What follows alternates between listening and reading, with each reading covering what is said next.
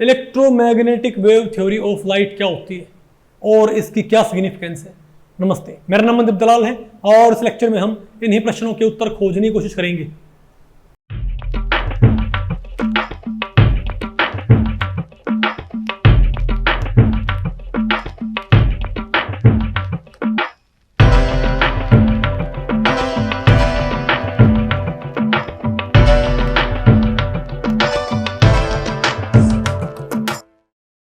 Okay, तो भैया आज हमें क्या पढ़ना है? Electromagnetic wave theory of light. देखो, अब आप कहोगे हमारे इस चैप्टर का नाम तो क्या है? Atomic structure. और हमने इसमें पढ़ा क्या क्या है? हमको तो ये पढ़ना है कि एटम की स्ट्रक्चर कैसी होती है। ठीक है, तो आपने अभी तक एटम के मॉडल पढ़े हैं। आपने पढ़ा है एटम का क्यूबिकल मॉडल, उसके अलावा आपने पढ़ा है एटम का थॉमसन मॉडल, उसके अलावा आपने पढ़ा है सैटर्नियन मॉडल और रदरफोर्ड मॉडल। यानी हमने एटम के अभी तक 4 मॉडल पढ़े हैं। और मैंने आपको बताया था भाई हम क्या पढ़ेंगे, बोहर मॉडल हम पढ़ेंगे इसके बाद, है ना। लेकिन बोहर मॉडल पढ़ने से पहले आपको यह पता होना चाहिए कि लाइट की थ्योरीज कौन कौन सी हैं। क्या कि जो लाइट होती है, जो आपको भाई सूरज से जो आपको लाइट मिलती है या किसी बल्ब से आपको जो लाइट मिलती है, वो लाइट कैसी होती है। क्योंकि जब तक आप ये नहीं पढ़ोगे ना तो फर्दर एटॉमिक मॉडल को समझना क्या है, मुश्किल है। आप उनको याद कर सकते हो, उनको आप समझ नहीं सकते। समझे बात?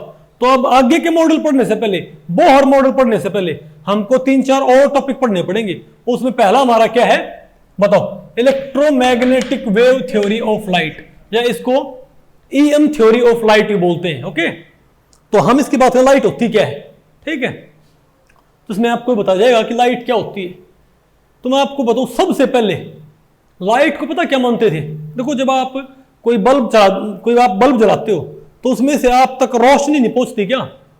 या कोई आप एलईडी बल्ब ऑन करते हो, ट्यूब जलाते हो, तब उससे भी आपके पास रोशनी पहुंचती है। या सुबह जब आप भाई धूप में निकलते हो तो सूरज से भी आप तक रोशनी पहुंचती है। तो बिल्कुल शुरू में पता क्या मानते थे कि जो लाइट होती है वो किस चीज से मिलकर बनती है? बिल्कुल शुरुआत में एक थ्योरी थी, कॉरपस्कुलर थ्योरी। कौन सी थ्योरी?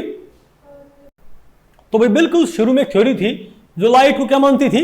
कॉरपस्कुलर थ्योरी। कॉरपस्कुल का मतलब होता है पार्टिकल्स। ओके, तो वो थ्योरी मानती थी कि लाइट किससे मिलकर बनती है? पार्टिकल से। कि जब आप कोई बल्ब ऑन करते हो ना तो उसमें से लाइट के छोटे छोटे टुकड़े निकलते हैं। बात आपको पहले पड़ी? और ये टुकड़े हम तक पहुंचते हैं। बल्ब ऑन किया, लाइट के टुकड़े चमक, जैसे नहीं है, जिसे आपने देखा होगा अंधेरी रात में जुगनू चमकते हैं, वो आपको टुकड़े है क्या बोलते हैं, बल्ब से उड़ते नजर नहीं आते क्या? वो तो खैर भाई समझाने के लिए है। तो वैसे ही क्या मानते थे कि लाइट किससे मिलकर बनती है? पार्टिकल से, टुकड़ों से। सन से भी हम तक क्या पहुंचते? लाइट के चमकते हुए टुकड़े। ओके, और इसी को भाई तो, लेकिन बाद में कई ऐसी घटनाएं होती हैं जो सिर्फ वेव शो करती हैं। क्या? जो सिर्फ वेव शो करती हैं। आपको ऐसे कैसे? अब एक घटना होती है इंटरफ्रेंस की। किसकी? इंटरफ्रेंस। ये कभी भी पार्टिकल कभी इंटरफ्रेंस शो नहीं कर सकते। आप कहोगे ऐसे कैसे? पार्टिकल्स इंटरफ्रेंस शो नहीं करते। इंटरफ्रेंस शो करती वेव। क्योंकि देखो मैं आपको बताऊं, लाइट की 2 थ्योरीज हैं। एक थ्योरी तो लाइट को क्या मानती? वेव।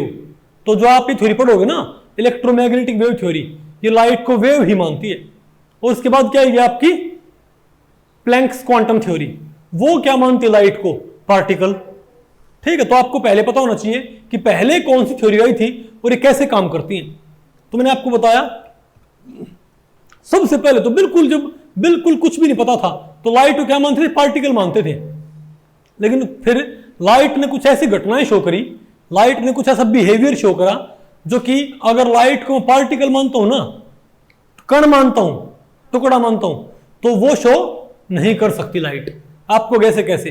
फॉर एग्जाम्पल इसके लिए आप देखो, लाइट, पार्टिकल और वेव की कैरेक्टरिस्टिक फीचर क्या होती हैं? क्या किसी पार्टिकल और वेव की फीचर क्या होती है? आप मुझे बताओ। अगर मेरे पास एक तालाब है, अब फर्ज करो मेरे पास क्या है? एक तालाब, और उस तालाब में मान ले ये तालाब है और तालाब में आपने दो पत्थर डाल दिए, एक पत्थर यहाँ है, मान लीजिए ये तालाब है, एक पत्थर यहाँ है, एक पत्थर यहाँ है, दोनों पत्थर आपने छोड़ दिए तो तालाब में गिरेंगे। तो तालाब में गिरने पर क्या बनेंगी? लहरें बनेंगी, वेव्स नहीं बनेंगे। ऐसे वेव बनते हैं, आप देखा होगा इस टाइप से वेव बनती है, इजंट इट। मतलब देखो ये क्या होगा, छोटा एक सर्कल, फिर ऐसे, फिर ऐसे, फिर ऐसे, फिर ऐसे, फिर ऐसे, नहीं है क्या आपको? ऐसे लहरें चारों तरफ चलती हैं, ऐसे नहीं, ऐसे भाई, इसमें सर्कल से ट्रैवल करते हैं चारों तरफ। जब तालाब में एक पत्थर गिरता है, और ये पत्थर कैसा होता है बताओ? ये जो लहरें बनती है ऐसे नहीं बनती, ऊपर नीचे ऊपर नीचे। आप यहां से अगर यहां पर जाओगे ना किसी भी तरफ से, तो ऐसे नहीं जाओगे आप। बोलो भाई, क्योंकि जब लहर बनती है, मान लिया पत्थर यहां गिरा दिया, तो यहां से लहरें चारों तरफ नहीं चलती क्या? तो लहरें क्या होती है, यहां पर नीचे ऊंची है, नीची है, ऊंची है, नीची, नहीं समझे बात? तो सभी दिशाओं में ऐसे नहीं होता। तो ऐसी क्या होती है? वेव। क्या होती है? ये वेव होती है ना, ठीक है। तुमने देखा, तो ईंट तो क्या है, एक पार्टिकल, लेकिन जब वो ईंट कहां गिरती है? तालाब में, तो वहां पर क्या बनती है? Waves, isn't it. ईंट खुद तो एक पार्टिकल है, लेकिन जब ये पार्टिकल तालाब में गिरता है तो उसमें क्या बनती हैं? वेव्स बनती हैं, इजंट इट। तो आप ये बताओ, अगर मान लिया हम एक साथ तालाब में दो पत्थर गिरा दें, क्या?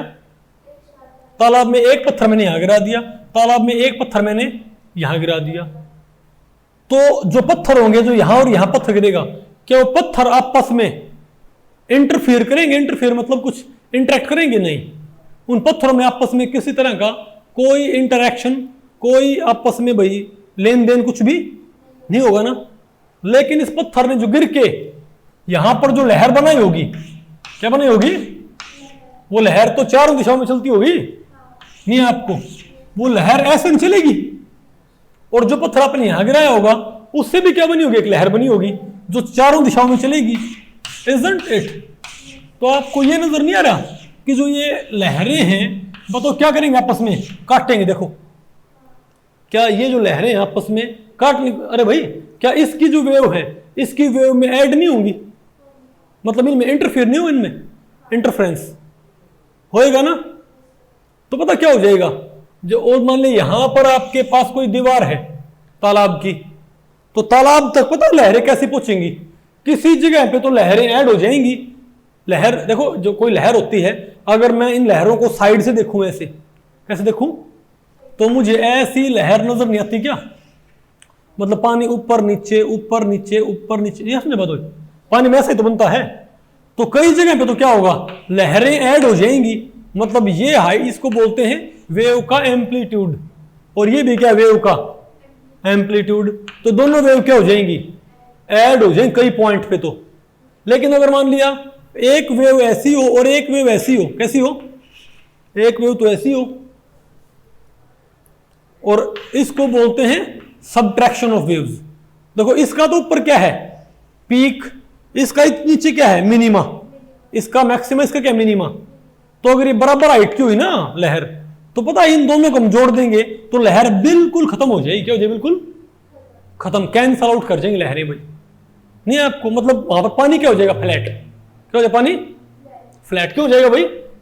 क्योंकि एक लहर ऊंची और एक लहर के यहां पर क्या है, नीची है, दोनों कैंसिल कर गई। समझे बात? तो जब यहां पर इससे जो लहर चलती है ना, और जो इससे लहर चलती है, वो दोनों लहरें कहां पर जाके टक्कर मारेंगी?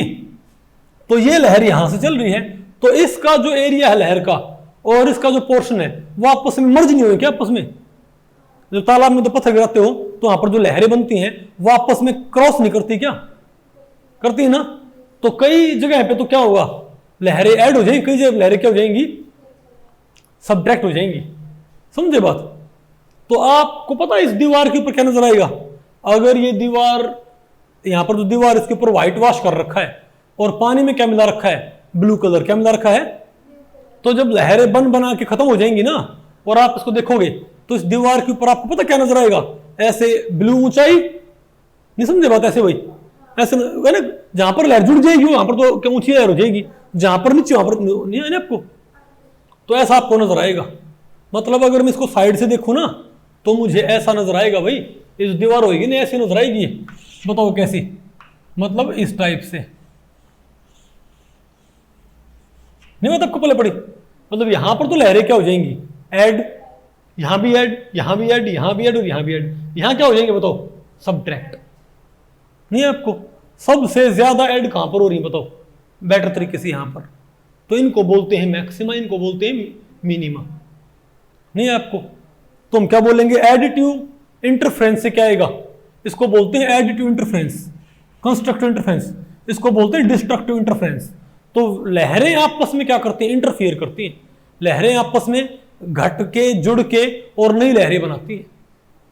नहीं है आपको, जैसी लहर चली थी ना वैसी लहर दीवार तक नहीं पहुंचेगी, उसमें कुछ ना कुछ ऐड सब्ट्रैक्ट होके।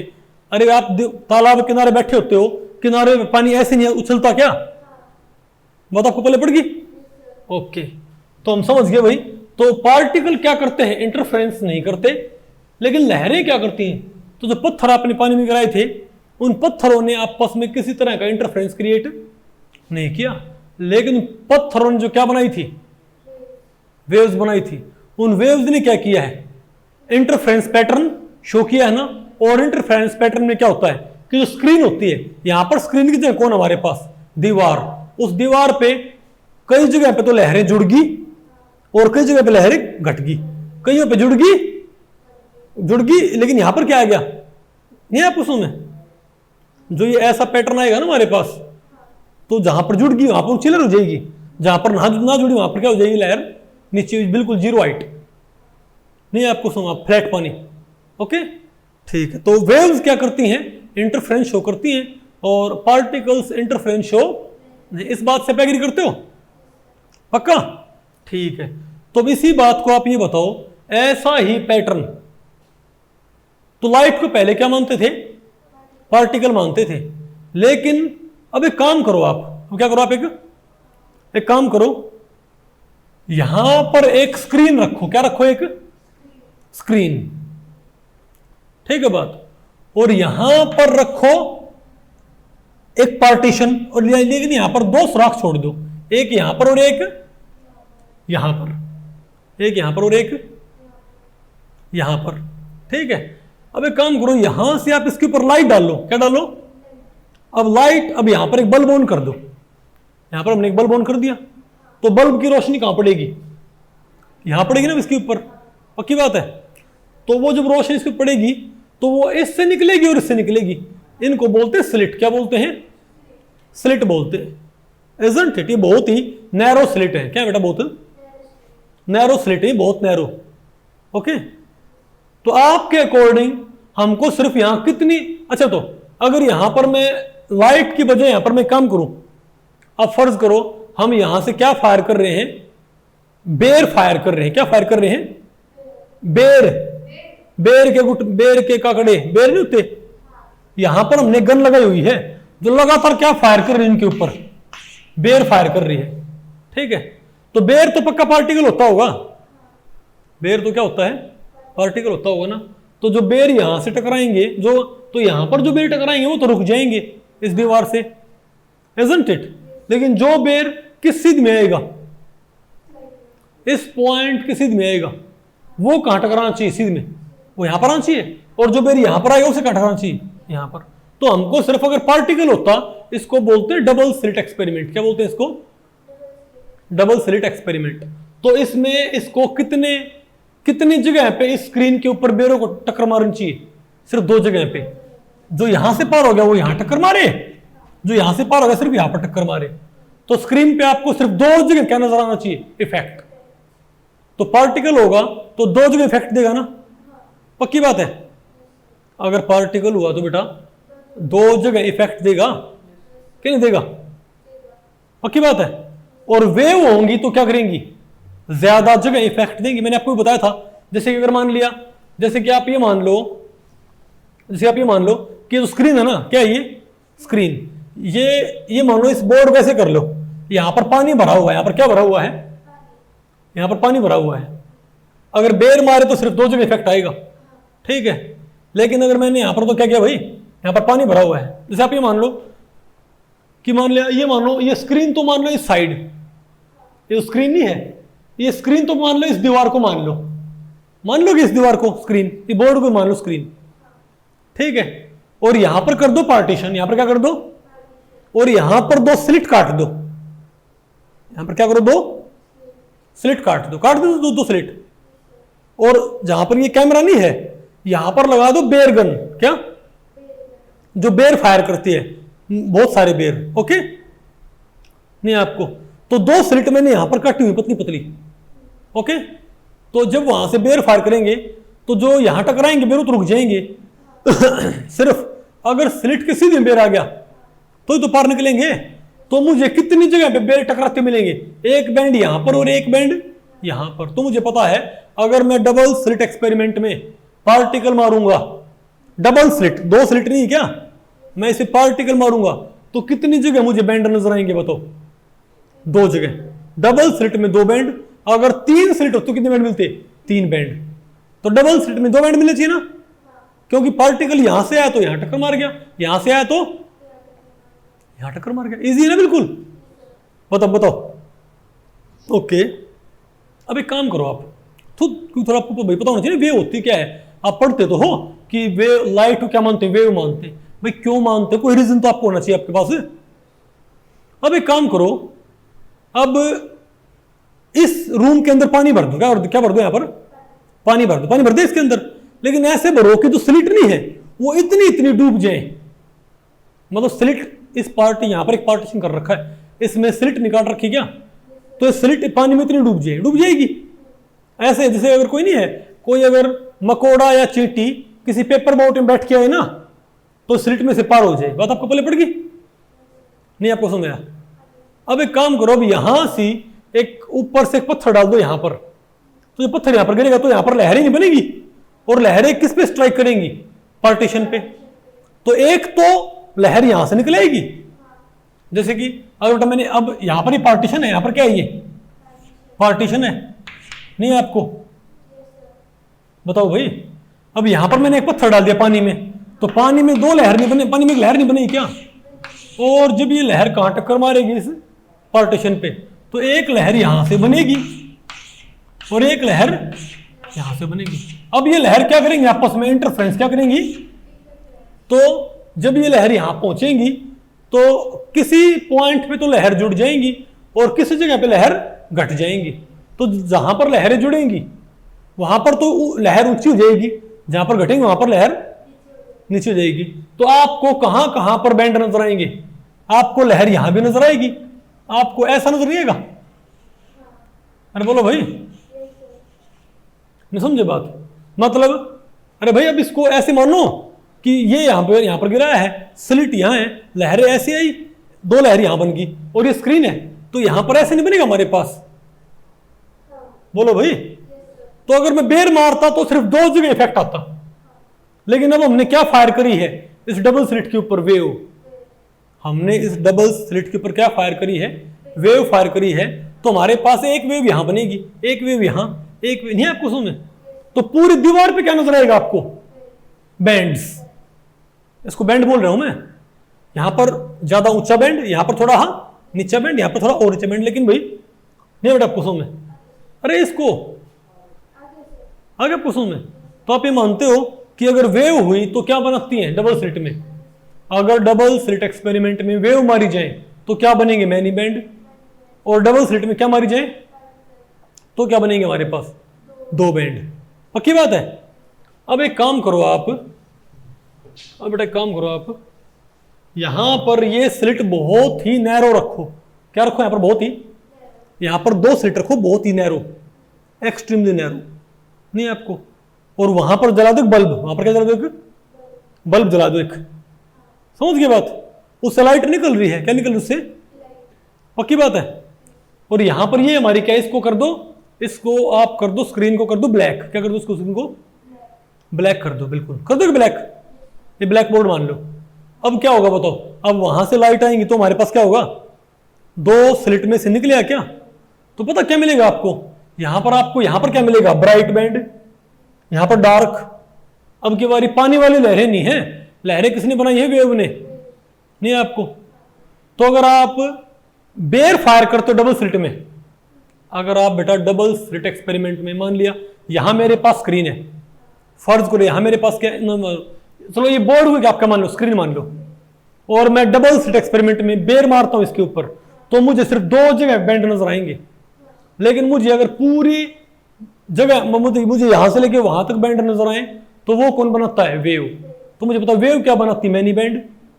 और पार्टिकल क्या बनाते हैं? 2 बैंड डबल स्लिट में।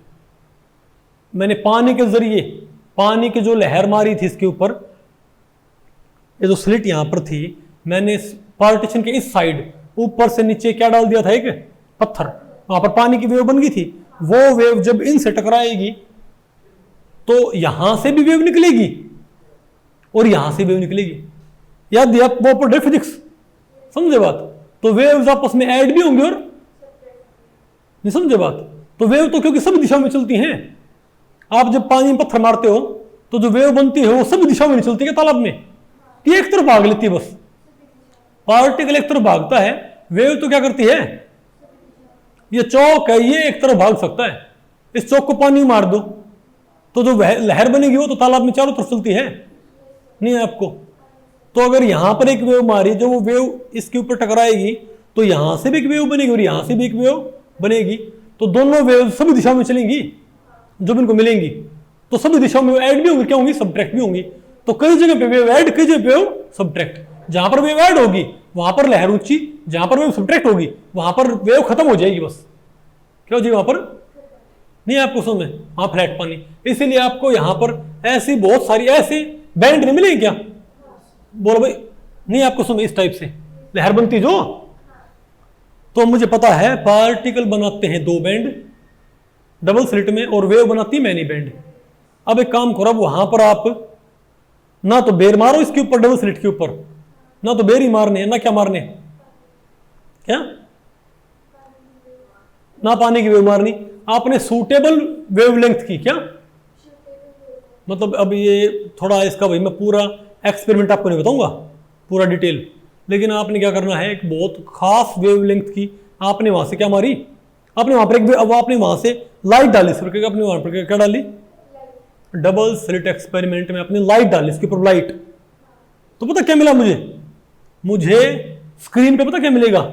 Bright band, dark band, bright band, dark band, bright band, dark band. इसका मतलब क्या? मुझे मैनी बैंड मिल रहे हैं। मतलब यहां पर लाइट पहुंची है, यहां नहीं पहुंची, यहां पहुंची है, यहां नहीं पहुंची, यहां पहुंची है, यहां नहीं पहुंची, यहां पर नहीं पहुंची, यहां पहुंची, यहां नहीं पहुंची। नहीं आपको समझे? तो आपको अल्टरनेट क्या मिलेंगे? ब्राइट और डार्क फ्रिंजेस क्या मिलेंगे? तो लाइट क्या बना रही है? Many bands. और हमको पता है मैनी बैंड सिर्फ कौन बनाता है? वेव्स। बात आपको पहले पड़ी। और हमको पता है मैनी बैंड्स कौन बनाता है? वेव्स बनाती हैं। तो होना हो लाइट क्या है? वेव। बात आपको पहले पड़ी, अब समझे बात? तो ये घटना है इंटरफेरेंस। क्या भाई? तो समझे बात? तो सबसे पहले लाइट को क्या मानते थे? पार्टिकल। सबसे पहले लाइट क्या मानते थे? पार्टिकल मानते थे बहुत पहले, कॉर्पस्कुलर थ्योरी। ठीक है, लेकिन फिर लाइट ऐसी घटनाएं शो करती है। लाइट क्या शो कर सकती है? इंटरफेरेंस। लाइट क्या शो कर सकती है? डिफ्रैक्शन। क्या? डिफ्रैक्शन क्या होता है?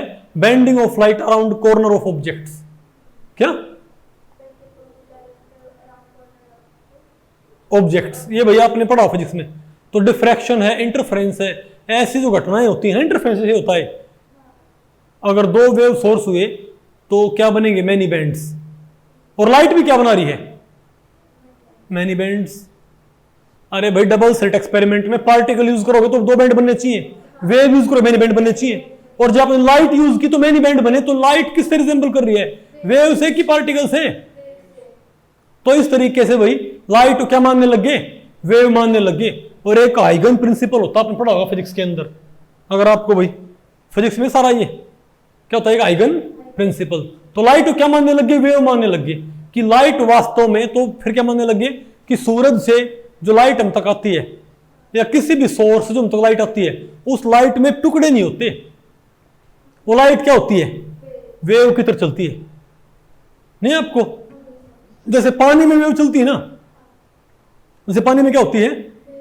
वेव चलती है। वैसे ही क्या होती है? लाइट भी क्या होती है? वेव। उस वेव को मीडियम चाहिए होता है। क्या? जो पानी में वेव चल रही होती है, जब पत्थर मारते हैं तो ऐसे नहीं लहर चलती है, उसको मीडियम चाहिए होता है। कौन सा मीडियम? पानी वाला मीडियम। लेकिन जो ये वेव है, जो लाइट वाली वेव है, वो हम तक वैसे ही पहुंच जाती बिना मीडियम। आगे आपको तो ये तो पता था कि वेव है, लाइट को वेव मानने लग गए। लेकिन 1864 में क्या, 64 में एक साइंटिस्ट थे जेम्स क्लार्क मैक्सवेल, क्या उन्होंने ये बता दिया कि ये वेव है कैसी, इलेक्ट्रोमैग्नेटिक वेव। क्या भाई? उन्होंने क्या बोलते हैं, क्या ये जो ऐसे चले वो क्या होती है? ऐसे चलने वाली चीज वेव होती होगी।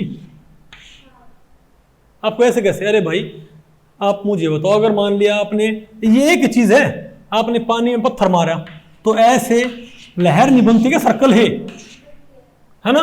अब सोचो टाइम के किसी मोमेंट पे पूरे चीज को फ्रीज कर दो। क्या? जब इसमें लहरें बनी हुई ना, तो आप उसको फ्रीज कर दो, तो उस टाइम पे एक चींटी यहां से चले तो वो कैसे चलेगी? वो चींटी ऐसे नहीं चलेगी। क्यों भाई? ऊंचा नीचा ऊंचा नीचा ऊंचा नीचा, नहीं आपको? अरे बोलो भाई। तो बोले जैसे तालाब में लहरें चलती है ना, जैसे तालाब में लहरें चलती हैं यूं यूं, ओके, वैसे ही सूरज से हम तक लाइट कैसे पहुंचती है? यूं यूं करती पहुंचती है। इसे क्या बोलते हैं? वेव। लेकिन ये नहीं पता था कि वेव है किस तरह की। ओके, अब मैं आपको बिल्कुल देखो, आपकी एक अंडरस्टैंडिंग होनी चाहिए लाइट की। यूजुअली आपको चीजें क्रैम करवाते रहते हैं।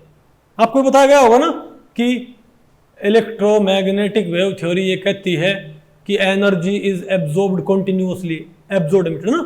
क्यों भाई? और वेव होती है। आपको पता तो हो इसका वेव का मीनिंग क्या है? नहीं आपको समझ में? ठीक है, तो आगे आपको ये तो वेव तो मानते थे, लेकिन किस तरह की वेव है ये नहीं पता था। तो पता लगा ये इलेक्ट्रोमैग्नेटिक वेव है। क्या ये? आप कहोगे इलेक्ट्रोमैग्नेटिक वेव क्या होती है? इलेक्ट्रोमैग्नेटिक वेव क्या होती है? तो मैं आपसे एक बात पूछूंगा, ठीक है? बात आपने मुझे एक सिंपल बात बतानी है कि भाई, ताकि आपको पता लग जाए कि इलेक्ट्रोमैग्नेटिक वेव क्या होती है। क्योंकि मैंने वेव तो रखनी, लेकिन कैसे रखनी है? Electromagnetic wave. ये जेम्स क्लार्क मैक्सवेल ने बताया था। ओके, उन्होंने क्या बताया? अब इसको समझने के लिए देखो, पानी में जो लहर चलती है ऐसे ऐसे सभी दिशाओं में, वो तो आपको नजर आती है ना? अब लाइट को मैंने बोल दिया कि लाइट भी ऐसे चलती है, लेकिन क्या है उसका मीनिंग, क्या उसका फिजिकल सेंस क्या है? इसको आपको समझना तो पड़ेगा, ठीक है? तो इसको समझने के लिए इलेक्ट्रोमैग्नेटिक वेव मानती थ्योरी है लाइट को। क्या मानती है? पहला पॉइंट तो क्या है? तो मैक्सवेल ने क्या बोला? तो ये बात तो मैक्सवेल से पहले ही पता थी कि लाइट क्या होती है, वेव, रेडिएशन क्या होती है। और आपको लाइट में और रेडिएशन में भी अंतर बताएंगे आपको, ठीक है? तो ये बात तो पहले ही मालूम थी कि लाइट क्या होती है, वेव। तो मैक्सवेल ने क्या बोला? हाँ भाई ये बात बिल्कुल ठीक है कि लाइट क्या होती है, वेव। लेकिन कैसी वेव होती है? Electromagnetic wave. क्या होती है? इलेक्ट्रोमैग्नेटिक वेव होती है। आपको इलेक्ट्रोमैग्नेटिक वेव का मतलब क्या होता है? ठीक है बात? अरे बोलो भाई। तो इसको ऐसे समझो, अब आप ये मानो ये है नॉर्थ पोल और ये है साउथ पोल। आपको पता है जब आपके पास कोई चुंबक होता है, कोई मैग्नेट होता है, तो मैग्नेट के बीच में एक फील्ड होता है, उसको बोलते हैं मैग्नेटिक फील्ड। आप किसी लोहे की कील को किसी मैग्नेट के नजदीक लेके जाओ तो वो अट्रैक्शन फील करेगी ना। उसको बहुत दूर लेके तो अट्रैक्शन फील नहीं करेगी वो कील। तो आप ये मानते हो कि मैग्नेट के चारों तरफ एक फील्ड होता है, एक शैतानी ताकत होती है, मतलब एक ताकत होती है भाई, है ना? उसको हम क्या बोल रहे हैं? फील्ड। तो वैसे ही चार्ज के अराउंड भी क्या होता है? एक फील्ड। उसे क्या बोलते हैं? Electric field. क्या बोलते हैं? अच्छा बताओ, मान ले मेरे पास दो मैग्नेट हैं, मैग्नेट 1 और मैग्नेट 2। मैं उतनी दूरी पे किसी कील को यहां रखूं और उतनी दूरी पे रखूं इसके नजदीक, तो उतनी दूरी पे M1 मैग्नेट के नजदीक रखो और उतनी दूरी पे M2 मैग्नेट से। लेकिन यहां पर अट्रैक्शन ज्यादा है और यहां पर अट्रैक्शन कम है, तो मैं क्या बोलूंगा? M2 का फील्ड क्या है? स्ट्रॉन्गर। और M1 का फील्ड क्या है? वीकर। तो सभी मैग्नेट्स का फील्ड बराबर ताकत का, किसी का फील्ड क्या होता है स्ट्रॉन्ग, किसी फील्ड क्या होता है वीकर। उसी तरीके से सभी चार्जेस का फील्ड भी से कम ज्यादा हो सकता है। ओके, तो आप एक बात मान लो कि आप दो प्लेट ले लो, इलेक्ट्रिक प्लेट, क्या दो आप रखो मैग्नेटिक प्लेट, दो आप क्या रखो इलेक्ट्रिक प्लेट। तो ये मेरे पास एक ये क्या मेरे पास एक नॉर्थ पोल, और ये मेरे पास क्या है साउथ पोल, और ये मेरे पास है पॉजिटिव प्लेट, और ये मेरे पास है नेगेटिव प्लेट। अब मैं आपको बताऊंगा मैग्नेटिक फील्ड की दिशा क्या होती है। क्या मैग्नेटिक फील्ड की दिशा होती है नॉर्थ से साउथ। क्या होती है बेटा, नॉर्थ से साउथ। तो मैग्नेटिक फील्ड ऊपर की तरफ, और इलेक्ट्रिक फील्ड की दिशा होती है पॉजिटिव से नेगेटिव। तो इलेक्ट्रिक फील्ड क्या बताओ इस दिशा में, तो मैं ऐसे नहीं बोल सकता। बताओ, ये थंब तो क्या शो कर रहा है, थंब तो बेटा क्या शो कर रहा है फोर्स, क्या अरे क्या है ये, थंब ऊपर की तरफ है, तो मैग्नेटिक फील्ड भी कहां पर है ऊपर की तरफ, और इलेक्ट्रिक फील्ड क्या है पॉजिटिव नेगेटिव। तो ये फिंगर क्या शो कर रही है इलेक्ट्रिक फील्ड की दिशा, तो ये थंब क्या शो कर रहा है मैग्नेटिक फील्ड की दिशा, और ये फिंगर क्या शो कर रही है इलेक्ट्रिक फील्ड की दिशा। तो यहां पर इलेक्ट्रिक और मैग्नेटिक फील्ड दोनों क्या आपस में परपेंडिकुलर है कि नहीं है, क्या यहां पर इलेक्ट्रिक और मैग्नेटिक फील्ड दोनों यहां पर परपेंडिकुलर हैं कि नहीं है, पक्की बात है बेटा, सही बताओ मुझे आप, ये मुझे आप बताओ क्या इलेक्ट्रिक फील्ड और मैग्नेटिक आपस में परपेंडिकुलर नहीं है क्या। अब तो मैक्सवेल ने बोला कि इलेक्ट्रोमैग्नेटिक जो लाइट है, लाइट क्या होती है इलेक्ट्रोमैग्नेटिक वेव होती है, जो किससे बनी होती है ऑसिलेटिंग इलेक्ट्रिक और मैग्नेटिक फील्ड से। किससे, अब इसका मैं आपको मीनिंग बताऊंगा कि ऑसिलेटिंग इलेक्ट्रिक और मैग्नेटिक फील्ड का मतलब क्या होता है, ऑसिलेटिंग इलेक्ट्रोमैग्नेटिक फील्ड का मतलब क्या होता है। ओके, अच्छा अब आप मुझे बताओ, पहले तो इस बॉक्स से में दो प्लेट यहां लगी, दो प्लेट यहां लगी हुई है, तो इस बॉक्स में बेटा कुछ शैतानी ताकतें हैं, कौन कौन सी ताकतें हैं यहां पर, इलेक्ट्रिक फील्ड मैग्नेटिक फील्ड। हाँ ये पक्की बात है, इलेक्ट्रिक फील्ड की दिशा ऊपर और मैग्नेटिक फील्ड की दिशा क्या है नीचे। अब ये लाइट को रिप्रेजेंट नहीं कर रहा, क्योंकि अगर इलेक्ट्रिक प्लेट की पावर कांस्टेंट है, क्या अगर इलेक्ट्रिक प्लेट्स की पावर कांस्टेंट है तो यहां पर इलेक्ट्रिक फील्ड भी क्या रहेगा कांस्टेंट, और मैग्नेटिक पावर भी क्या है कांस्टेंट, मतलब बदल नहीं रही, तो मैग्नेटिक फील्ड भी क्या है कांस्टेंट। लेकिन क्या हो अगर मेरे पास कोई नोब हो, क्या हो मेरे पास नोब, जिस नोब से मैं अकेली नोब से, जैसे ना कोई स्विच होता है, उससे मैं इन प्लेट्स को एक्टिवेट या डीएक्टिवेट कर सकूं। जैसे कि आप वॉल्यूम तेज मंदी नहीं करते क्या किसी स्पीकर की, वॉल्यूम आप धीमी भी कर सकते हो, वॉल्यूम आप तेज भी कर सकते हो, किसी स्पीकर की बढ़ा भी सकते हो और घटा भी सकते हो, इजंट इट। तो सिमिलरली मैं ये कह रहा हूं कि हमने क्या कर रखा है, मैंने इन सभी चारों प्लेट्स को एक सिंगल किससे जोड़ रखा बताओ, एक स्विच से। किससे भाई, एक स्विच, और इस स्विच में यहां पर एक मार्किंग है, क्या बेटा मार्किंग। तो ये मानो जब ये स्विच ओरिजिनल होगा ना, तो ये जो मार्किंग जब क्या होगी ओरिजिनल, तो ये मानो कि हमने जैसे रेडियो को बंद नहीं कर देते हैं, जैसे क्या करते रेडियो को बंद कर देते हैं, वैसे इस चारों प्लेट्स को हमने क्या कर रखा है बंद कर रखा है। मतलब ना तो दो ये मैग्नेट और ना दो क्या ये इलेक्ट्रिक प्लेट। तो उस टाइम पे इस रीजन में कितना फील्ड होगा बताओ बेटा, उस टाइम पे इस रीजन में फील्ड कितना होगा, जीरो होगा ना। क्यों जीरो होगा भाई, तो आप ये मानो कि ये दोनों प्लेट भी कहां जोड़ रखी मैंने, ये सारा मैंने यहां पर कनेक्शन कर रखा है, इन दोनों इलेक्ट्रिक प्लेट्स का भी दोनों। और ये मानो जब ये नोब कहां पर है हॉरिजॉन्टल स्टेट में, जब ये नोब कहां पर है हॉरिजॉन्टल स्टेट में, नोब यहां जोड़ रखी मैंने। ओके, तो सारी प्लेट क्या है डीएक्टिवेटेड, ठीक है बात। तो अगर मैं अब ये कह दूं, अब मैं इस रूम के अंदर जो फील्ड है, इस रीजन के अंदर जो क्या है फील्ड, अगर मैं उसको उस फील्ड को दिखाऊं मैं वर्टिकली ग्राफ पेपर पे, ग्राफ आपको प्लॉट करने आते हैं क्या नहीं आता। और यहां पर मैं क्या दिखा दूं, टाइम। तो हॉरिजॉन्टली क्या है, टाइम, और वर्टिकली क्या है, फील्ड की स्ट्रेंथ। जैसे नहीं था, वर्टिकल आप वाई ले लेते हो, हॉरिजॉन्टल आप एक्स ले लेते हो। तो एक्स की वैल्यू इतनी, वाई की वैल्यू इतनी, ग्राफ प्लॉट नहीं करते क्या। तो सिमिलरली अपने क्या करना है, एक्स पे क्या ले लो टाइम, और वाई पे क्या ले लो फील्ड की स्ट्रेंथ। ओके, तो आप मुझे बताओ, जब ये नो बिल्कुल शुरू में यहां पर है, तो इस रीजन में कितना फील्ड होगा, 0। तुम क्या बोलेंगे, टी बराबर 0, यहां पर टाइम 0 है, टाइम इस साइड बढ़ रहा है, तो टी बराबर 0, फील्ड बराबर है 0। नहीं आपको अब थोड़ा सा नोब को आप घुमाओगे, थोड़ा नोब क्या करो आप घुमाओ, तो क्या होगा, घुमाते ही ये दोनों प्लेट क्या हो जाएंगी, एक्टिवेट, और ये दोनों प्लेट भी क्या हो जाएंगी, एक्टिवेट। तो चारों प्लेट क्या होगी, एक्टिवेट होगी। एक्टिवेट होता ही इस रीजन के अंदर क्या हो जाएगा, फील्ड एक्टिवेट हो जाएगा। क्या, इजंट इट।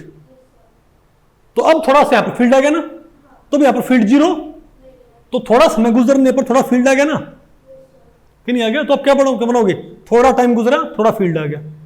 अब थोड़ा इसको और घुमाओ, तो क्या हो जाएगा, यहां पर फील्ड और बढ़ गया, फिर फील्ड और बढ़ गई। मान लो हम नोब घुमाते गए, घूमते घूमते नोब कहां पर आएगी, आप घुमाते घुमाते नोब को 90 डिग्री घुमा दोगे। कितना, 90 डिग्री घुमा दोगे। तो 90 डिग्री नोब घुमाने पर ही मानो इस रीजन के अंदर मैक्सिमम फील्ड हो रखा है। क्या, सबसे स्ट्रॉन्गर मैग्नेटिक फील्ड, सबसे स्ट्रॉन्गर क्या है, इलेक्ट्रिक फील्ड। ये यहां पर देख रहे थे आप, तो बात आपको पहले पड़ी। तो इस रीजन में फील्ड बढ़ता बढ़ता मैक्सिमम हो गया ना, कहीं नहीं हो गया। ठीक है, अब एक काम करो, अब आप नोब को घुमाते रहो। लेकिन हमने क्या पाया कि नोब जैसे हमने क्या करी, थोड़ी आगे घुमाई ना, 90 से 91 डिग्री घुमाई, तो यहां पर फील्ड हल्का पड़ने लग गया। ये नोब हमने ऐसे सेट कर रखी है कि नोब जब वर्टिकल में हो ना तो फील्ड मैक्सिमम हो, और हॉरिजॉन्टल में हो तो क्या हो, फील्ड मिनिमम हो। और तो आपको पहले पड़ेगी 0 फील्ड हो। तो जब नोब क्या होगी, 90 से ज्यादा घूमगी, तो यहां पर फील्ड हल्का पड़ने लग गया। और ये मान लो हम नोब घुमाते गए और फील्ड यहां हल्का पड़ता चला गया। तो 180 डिग्री घुमाने पर नोब, तो जब ये नोब कहां पर आ गई, यहां पर आ गई ना, तो मानो फील्ड घटता घटता क्या आ गया, 0। तो पहले फील्ड बढ़ा, अब 1/4 नोब घुमाने पर तक फील्ड बढ़ता रहा, 1/4 से आधी तक नोब घुमाने तक फील्ड घटता गया। तो नोब आपने कितनी घुमा दी है, आधी घुमा दी है। ओके, समझे। फिर आप ये मान लो, फिर आपने नोब को फर्दर घुमाया, नोब को आपने फर्दर घुमाया, तो नोब को फर्दर घुमा, पता क्या हुआ, फील्ड की पोलैरिटी उल्टी होगी। जैसे आपके पास बैटरी नहीं, तो बैटरी होती है, बैटरी में नेगेटिव पॉजिटिव होते हैं, ब्लैक और रेड, उनको आप उल्टे कर दो। जैसे कोई मोटर होती है, मोटर पे आप तार जोड़ते हो तो मोटर घूमती है, उसको उल्टा करने पर मोटर उल्टी घूमती है। नहीं आपको, तो आपने क्या करना बताओ, तो आपने क्या करना बताओ, आपने जैसे कि, लेकिन ये सारे इसके अंदर इनबिल्ट मामला है, यानी नोब आपने 180 से ज्यादा घुमाई ना, तो एकदम से बताओ क्या हो गया, ये तो क्या बन गई, साउथ प्लेट, और ये क्या बन गई, ये होगी नॉर्थ, ये क्या होगी हमारे पास साउथ प्लेट, ये क्या होगी नेगेटिव, ये क्या होगी मेरे पास पॉजिटिव। यानी जो फील्ड पहले क्या था इस साइड हो, वो इस साइड हो गया, और मैग्नेटिक फील्ड जो अपवर्ड था वो क्या हो गया, डाउनवर्ड। लेकिन रहे क्या भी हॉरिजॉन्टल वर्टिकल। पहले मैग्नेटिक फील्ड ऊपर था, अब नीचे है। इलेक्ट्रिक फील्ड कहां था, इस साइड था, अब इस साइड है। लेकिन आपस में तो क्या रहेंगे भी ये, तो हॉरिजॉन्टली में क्या बोल सकता हूं, इलेक्ट्रिक फील्ड, और वर्टिकल में क्या बोल दूंगा, वो वर्टिकली ऊपर नीचे हो गया। नहीं आपको समझ में। तो जैसे आपने 180 से ज्यादा घुमाया ना, तो फील्ड की दो काम हो गए, एक तो फील्ड क्या होगी, पोलैरिटी उल्टी होगी, पोलैरिटी रिवर्स होगी, और साथ में हल्का सा फील्ड आ गया। क्या समझे बात। तो इस फील्ड को हम कैसे दिखाएंगे, नीचे की तरफ, क्योंकि भाई डायरेक्शन क्या होगी, उल्टी। इसका मतलब सिर्फ क्या डायरेक्शन उल्टी है, नहीं आपको। फिर इसको घुमाते गए, जब आपने इसको घुमा दिया 3/4 कितना घुमा दिया, तो फील्ड बढ़ता बढ़ता क्या हो गया, मैक्सिमम, और फिर घटाया ना, फिर घटता घटता क्या हो गया, 0, यहां तक आया। तो ये क्या बताओ, तो इस रीजन में क्या है, इस रीजन में फील्ड बढ़ता बढ़ता मैक्सिमम, घटता घटता 0, 180 घुमाने पर, 3/4 घुमाने तक फील्ड बढ़ता बढ़ता मैक्सिमम, लेकिन उल्टी पोलैरिटी के साथ, और फर्दर घुमाने पर घटता घटता 0। तो 360 घुमाने पर एक पूरा चक्कर, जब नोब एक पूरा चक्कर लगा लेगी ना, जब नोब एक पूरा चक्कर लगा लेगी, ठीक है बात, तो उस टाइम पे यहां पर मतलब क्या हो जाएगा, इसमें फील्ड बढ़ के घट के और बढ़ के घट के उल्टी प्लेट बिल्कुल उसी स्टेट में जहां पर पहले था। नहीं आपको अब थोड़ा आपको सेंसर है कि आपको किस तरीके से बेवकूफ बनाया जाता है, सिंपली पढ़ा के वेव नेचर फलाना ढिमकाना, कुछ समझाते आपको है नहीं भाई, बिना समझे पढ़ने का क्या नुकसान होता है, बात आपको पहले पढ़ रही है। अब एक काम करो, इस नोब को आप एक छोटी सी मोटर से जोड़ दो। किससे? मोटर से। नहीं आपको तो बेटा आप मुझे बताओ, अब ये जो मोटर है ना, ये मोटर, ये मानो इस नोब को 1 सेकंड में 50 बार घुमा रही है। कितनी बारी? मतलब अरे अपने फैन बेल्ट से जोड़ के, फैन बेल्ट और एक मोटर लगा दी तो नोब को लगातार घुमाती रहेगी ना। तो इस रूम के अंदर क्या होगा बताओ, फील्ड बढ़ता बढ़ता मैक्सिमम, घटता घटता 0, बढ़ता बढ़ता मैक्सिमम, घटता घटता 0, उल्टी पोलैरिटी के साथ। नहीं समझे बात? फिर बढ़ता बढ़ता, फिर ये साइकिल रिपीट होगा। आप इसको ऐसे मान लो, अगर यहां पर एक बिल्ली होती है, यहां पर क्या होती है एक, और मानो उस बिल्ली के बाल खींचते पॉजिटिव की तरफ, कहां खींचते? अगर इस रूम में एक बिल्ली भर देते, हम रोक देते, और मानो उस बिल्ली के बाल कहां खींच रहे हैं, मैं वैसे मान रहा हूं, ठीक है, पॉजिटिव प्लेट की तरफ। तो पहले बिल्ली के बाल कैसे थे? नॉर्मल, वो बिल्ली यहां पर बैठी रहती, फिर उसके बाल क्या होते हैं? स्ट्रेट होते होते इस साइड, फिर नॉर्मल होते होते 0, फिर स्ट्रेट होते होते इस साइड। तो उस बिल्ली के बाल ऐसे नहीं होते। नहीं समझे बात? तो और मैंने यहां पर मोटर जोड़ दी, तो अगर 1 सेकंड में यहां पर ये पूरा जो साइकिल है फील्ड के रिपीटेशन का, बेटा इसके बाद हम क्या बोलेंगे? एक बारी फील्ड, एक बारी फील्ड कब रिपीट होएगा बताओ? सेम फील्ड कब रिपीट होएगा? अगर मैं इन पॉइंट को छोड़ दूं, मान ले यहां पर जो फील्ड है वो कब रिपीट होएगा? यहां पर है, यहां पर रिपीट नहीं हुआ क्या बताओ? तो अगर मान ले बिल्ली के बाल जितना स्ट्रेट इस साइड थे, तो अगर ये नोब 1 सेकंड में एक बारी क्या घूम रही है, 50 बारी घूम रही है, तो यहां पर जो बिल्ली के बाल होंगे वो 1 सेकंड में 50 बारी क्या होंगे? इस साइड जाएंगे और नॉर्मल होंगे। नहीं बात आपको पहले पड़ी? तो इसको बोलते हैं फ्रीक्वेंसी। क्या वो समझे बात? लाइट की फ्रीक्वेंसी का मतलब क्या होता है? अच्छा बताओ, जब मैंने ग्राफ बनाया है इसका, तो अब समझे बात? What is electromagnetic wave? Oscillating electric and magnetic fields. क्या?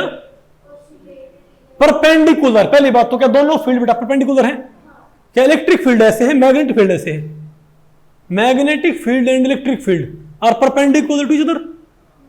क्या इलेक्ट्रिक और मैग्नेटिक फील्ड भाई परपेंडिकुलर टू ईच अदर है कि नहीं है? पक्का है? ठीक है। और क्या ये ऑसिलेटिंग भी है? क्या ये ऑसिलेटिंग कैसे है? ऑसिलेटिंग कैसे? क्योंकि इन फील्ड्स का जो मैग्नीट्यूड है, जो ताकत है, वो यहां पर कभी कांस्टेंट नहीं रहती। पहले इसके अंदर फील्ड क्या है? हल्के, फिर फील्ड क्या हो गए?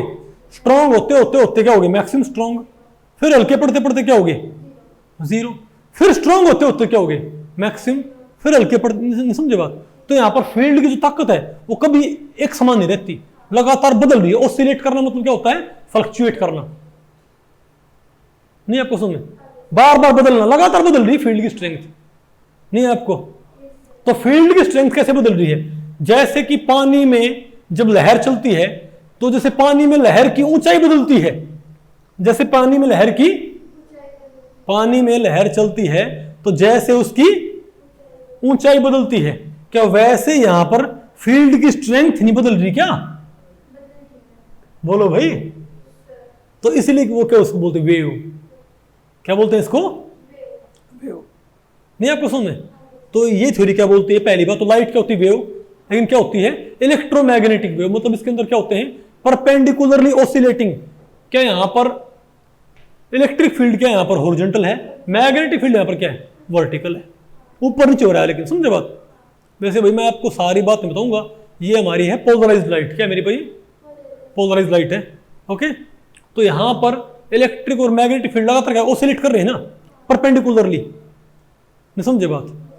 अब मैं ये पूरा जो बक्सा है ये इस साइड चलने भी लग जाए, क्या बेटा? इस साइड, तो इसकी इस ऑसिलेटिंग इलेक्ट्रिक और मैग्नेटिक फील्ड का डायरेक्शन ऑफ प्रोपगेशन क्या होगी? ये होगी ना। तो ये तो क्या है? डायरेक्शन ऑफ इलेक्ट्रिक फील्ड, ये क्या डायरेक्शन ऑफ मैग्नेटिक फील्ड, फिर क्या हो गया direction of propagation of wave होगी।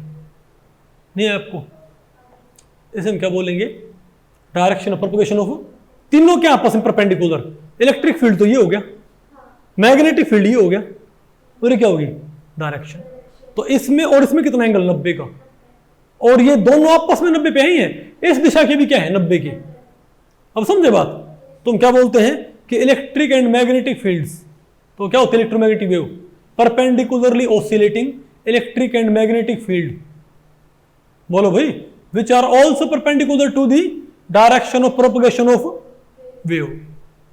तीनों आपस में क्या है परपेंडिकुलर, नहीं आपको सुन, ठीक है। तो ये होती, तो वास्तव में जब आप तक जो लाइट पहुंचती है ना, तो ये थ्योरी क्या मानती है कि आप तक जो लाइट आ रही है ना, उसमें वास्तव में क्या होते हैं, उसमें टुकड़े नहीं होते, उसमें क्या होते हैं, आप तक क्या पहुंचते हैं, मतलब घटते बढ़ते इलेक्ट्रिक फील्ड, घटते बढ़ते उल्टी सुल्टी पोलैरिटी करते करते क्या रहे हैं, इलेक्ट्रिक और मैग्नेटिक फील्ड आप तक आ रहे हैं। नहीं समझे बात, होना चाहिए, ओके समझ गए बात। तो इलेक्ट्रिक फील्ड मैग्नेटिक फील्ड के आपस में परपेंडिकुलर भी है, और डायरेक्शन ऑफ प्रोपगेशन की क्या है परपेंडिकुलर भी है, समझे। तो इसको ये ये ऐसी वेव होती है। तो वेव कैसी होगी, तो आप ये क्या मानते कि जब मान लिया यहां पर आप एक लेजर लाइट मारते हो, लाल लेजर, आप एक रेड लेजर नहीं मारते हाथ पे, तो रेड लेजर यहां पर जाती नहीं क्या। तो ये थ्योरी क्या बोलती है कि जो रेड लेजर होती है ना, जहां से रेड लेजर जा रही है वहां पर वास्तव में क्या है, इस रीजन में लगातार क्या बदल रहे हैं, इलेक्ट्रिक और मैग्नेटिक फील्ड। नहीं समझे बात, यानी घटते बढ़ते उल्टी सुल्टी पोलैरिटी करते इलेक्ट्रिक और मैग्नेटिक फील्ड ट्रैवल करते आ रहे स्पेस में से, और वो हमारे हाथ में टक्कर मार रहे हैं। नहीं आपको सुन, इसको आपको फिर प्लेट कहां है, ये तो खास बात है, ये बिना प्लेट के क्या बनते हैं मैग्नेटिक इलेक्ट्रिक फील्ड। यहां पर तो मैंने आपको समझा है ये बना के भाई प्लेट लगा के, लेकिन बिना प्लेट्स के क्या होते हैं ये इलेक्ट्रोमैग्नेटिक फील्ड, यहां पर ही बिना प्लेट्स के बने होते हैं, समझो नेचर के अंदर। नहीं आपको सुने, अब यहां से थोड़ा अब तो बात आपको पहले पड़ गई, तो ये बिल्कुल वैसा ग्राफ नहीं आया क्या, तो इस ग्राफ के बेस पे आप कह सकते हो क्या हो गया, आ गया ना वेव कर्व ये। तो इसको बोलते हैं वेव, इलेक्ट्रोमैग्नेटिक वेव, ठीक है। अच्छा, तो पहला पॉइंट तो क्या होगा इसका, इस थ्योरी का, कि light is made, radiation is made up of oscillating electric and magnetic, perpendicularly oscillating electric and magnetic fields. Light is made up of oscillating electric and magnetic fields which are perpendicular to each other as well as to the direction of propagation of wave। नहीं आपको, ठीक है। अब मैं आपको बताता हूं कि इसके अंदर आप ये कैसे समझोगे, फ्रीक्वेंसी का मतलब क्या होता है, लाइट की फ्रीक्वेंसी, लाइट की हमने वो, अब इसकी कई प्रॉपर्टी होती है। अगर लाइट एक वेव है, ये चलो, अब दूसरी प्रॉपर्टी यहां पर क्या है कि एनर्जी इज एब्जॉर्ब्ड और एमिटेड कॉन्टिन्यूअसली, ये पढ़ा आपने। दूसरा पॉइंट क्या है इसका, कि एनर्जी इज एब्जॉर्ब्ड और एमिटेड कॉन्टिन्यूअसली। ये थ्योरी कहती है कि एनर्जी का एब्जॉर्प्शन या एमिशन किसके ऊपर डिपेंड करेगा, वो कॉन्टिन्यूस होता है। कॉन्टिन्यूस क्यों होगा बताओ आपके दिमाग, पहला पॉइंट तो आ गया आपको। दूसरा पॉइंट क्या है, एंड जब कोई चीज रेडिएशन को एब्जॉर्ब करती है या कोई चीज रेडिएशन को एमिट करती है, तो वो एब्जॉर्प्शन या एमिशन कॉन्टिन्यूअस होता है, लगातार होता है। लगातार मतलब क्या है, जैसे आप ये बताओ, मान ले एक ट्यूबवेल है, क्या एक ट्यूबवेल है, उस ट्यूबवेल में से पानी गिर रहा है, तो उसमें से पानी कॉन्टिन्यूसली नहीं गिर रहा है क्या, लगातार नहीं गिर रहा है क्या, उसमें कोई ब्रेक नहीं है, पक्की बात है, ठीक है, समझ गया, ठीक है, ओके। और आप मुझे बताओ, लेकिन अब मान लिया एक भाई उस ट्यूबवेल में से बर्फ के गोले गिर रहे हो, क्या गिर रहे हो, तो उनमें कॉन्टिन्यूटी नहीं होगी क्या, एक गोला गिरा दूसरा नहीं आपको, तो उनमें ब्रेकिंग नहीं होती क्या, ब्रेकिंग पॉइंट नहीं होते क्या, तो वो क्या होगा, डिसकॉन्टिन्यूस एमिशन।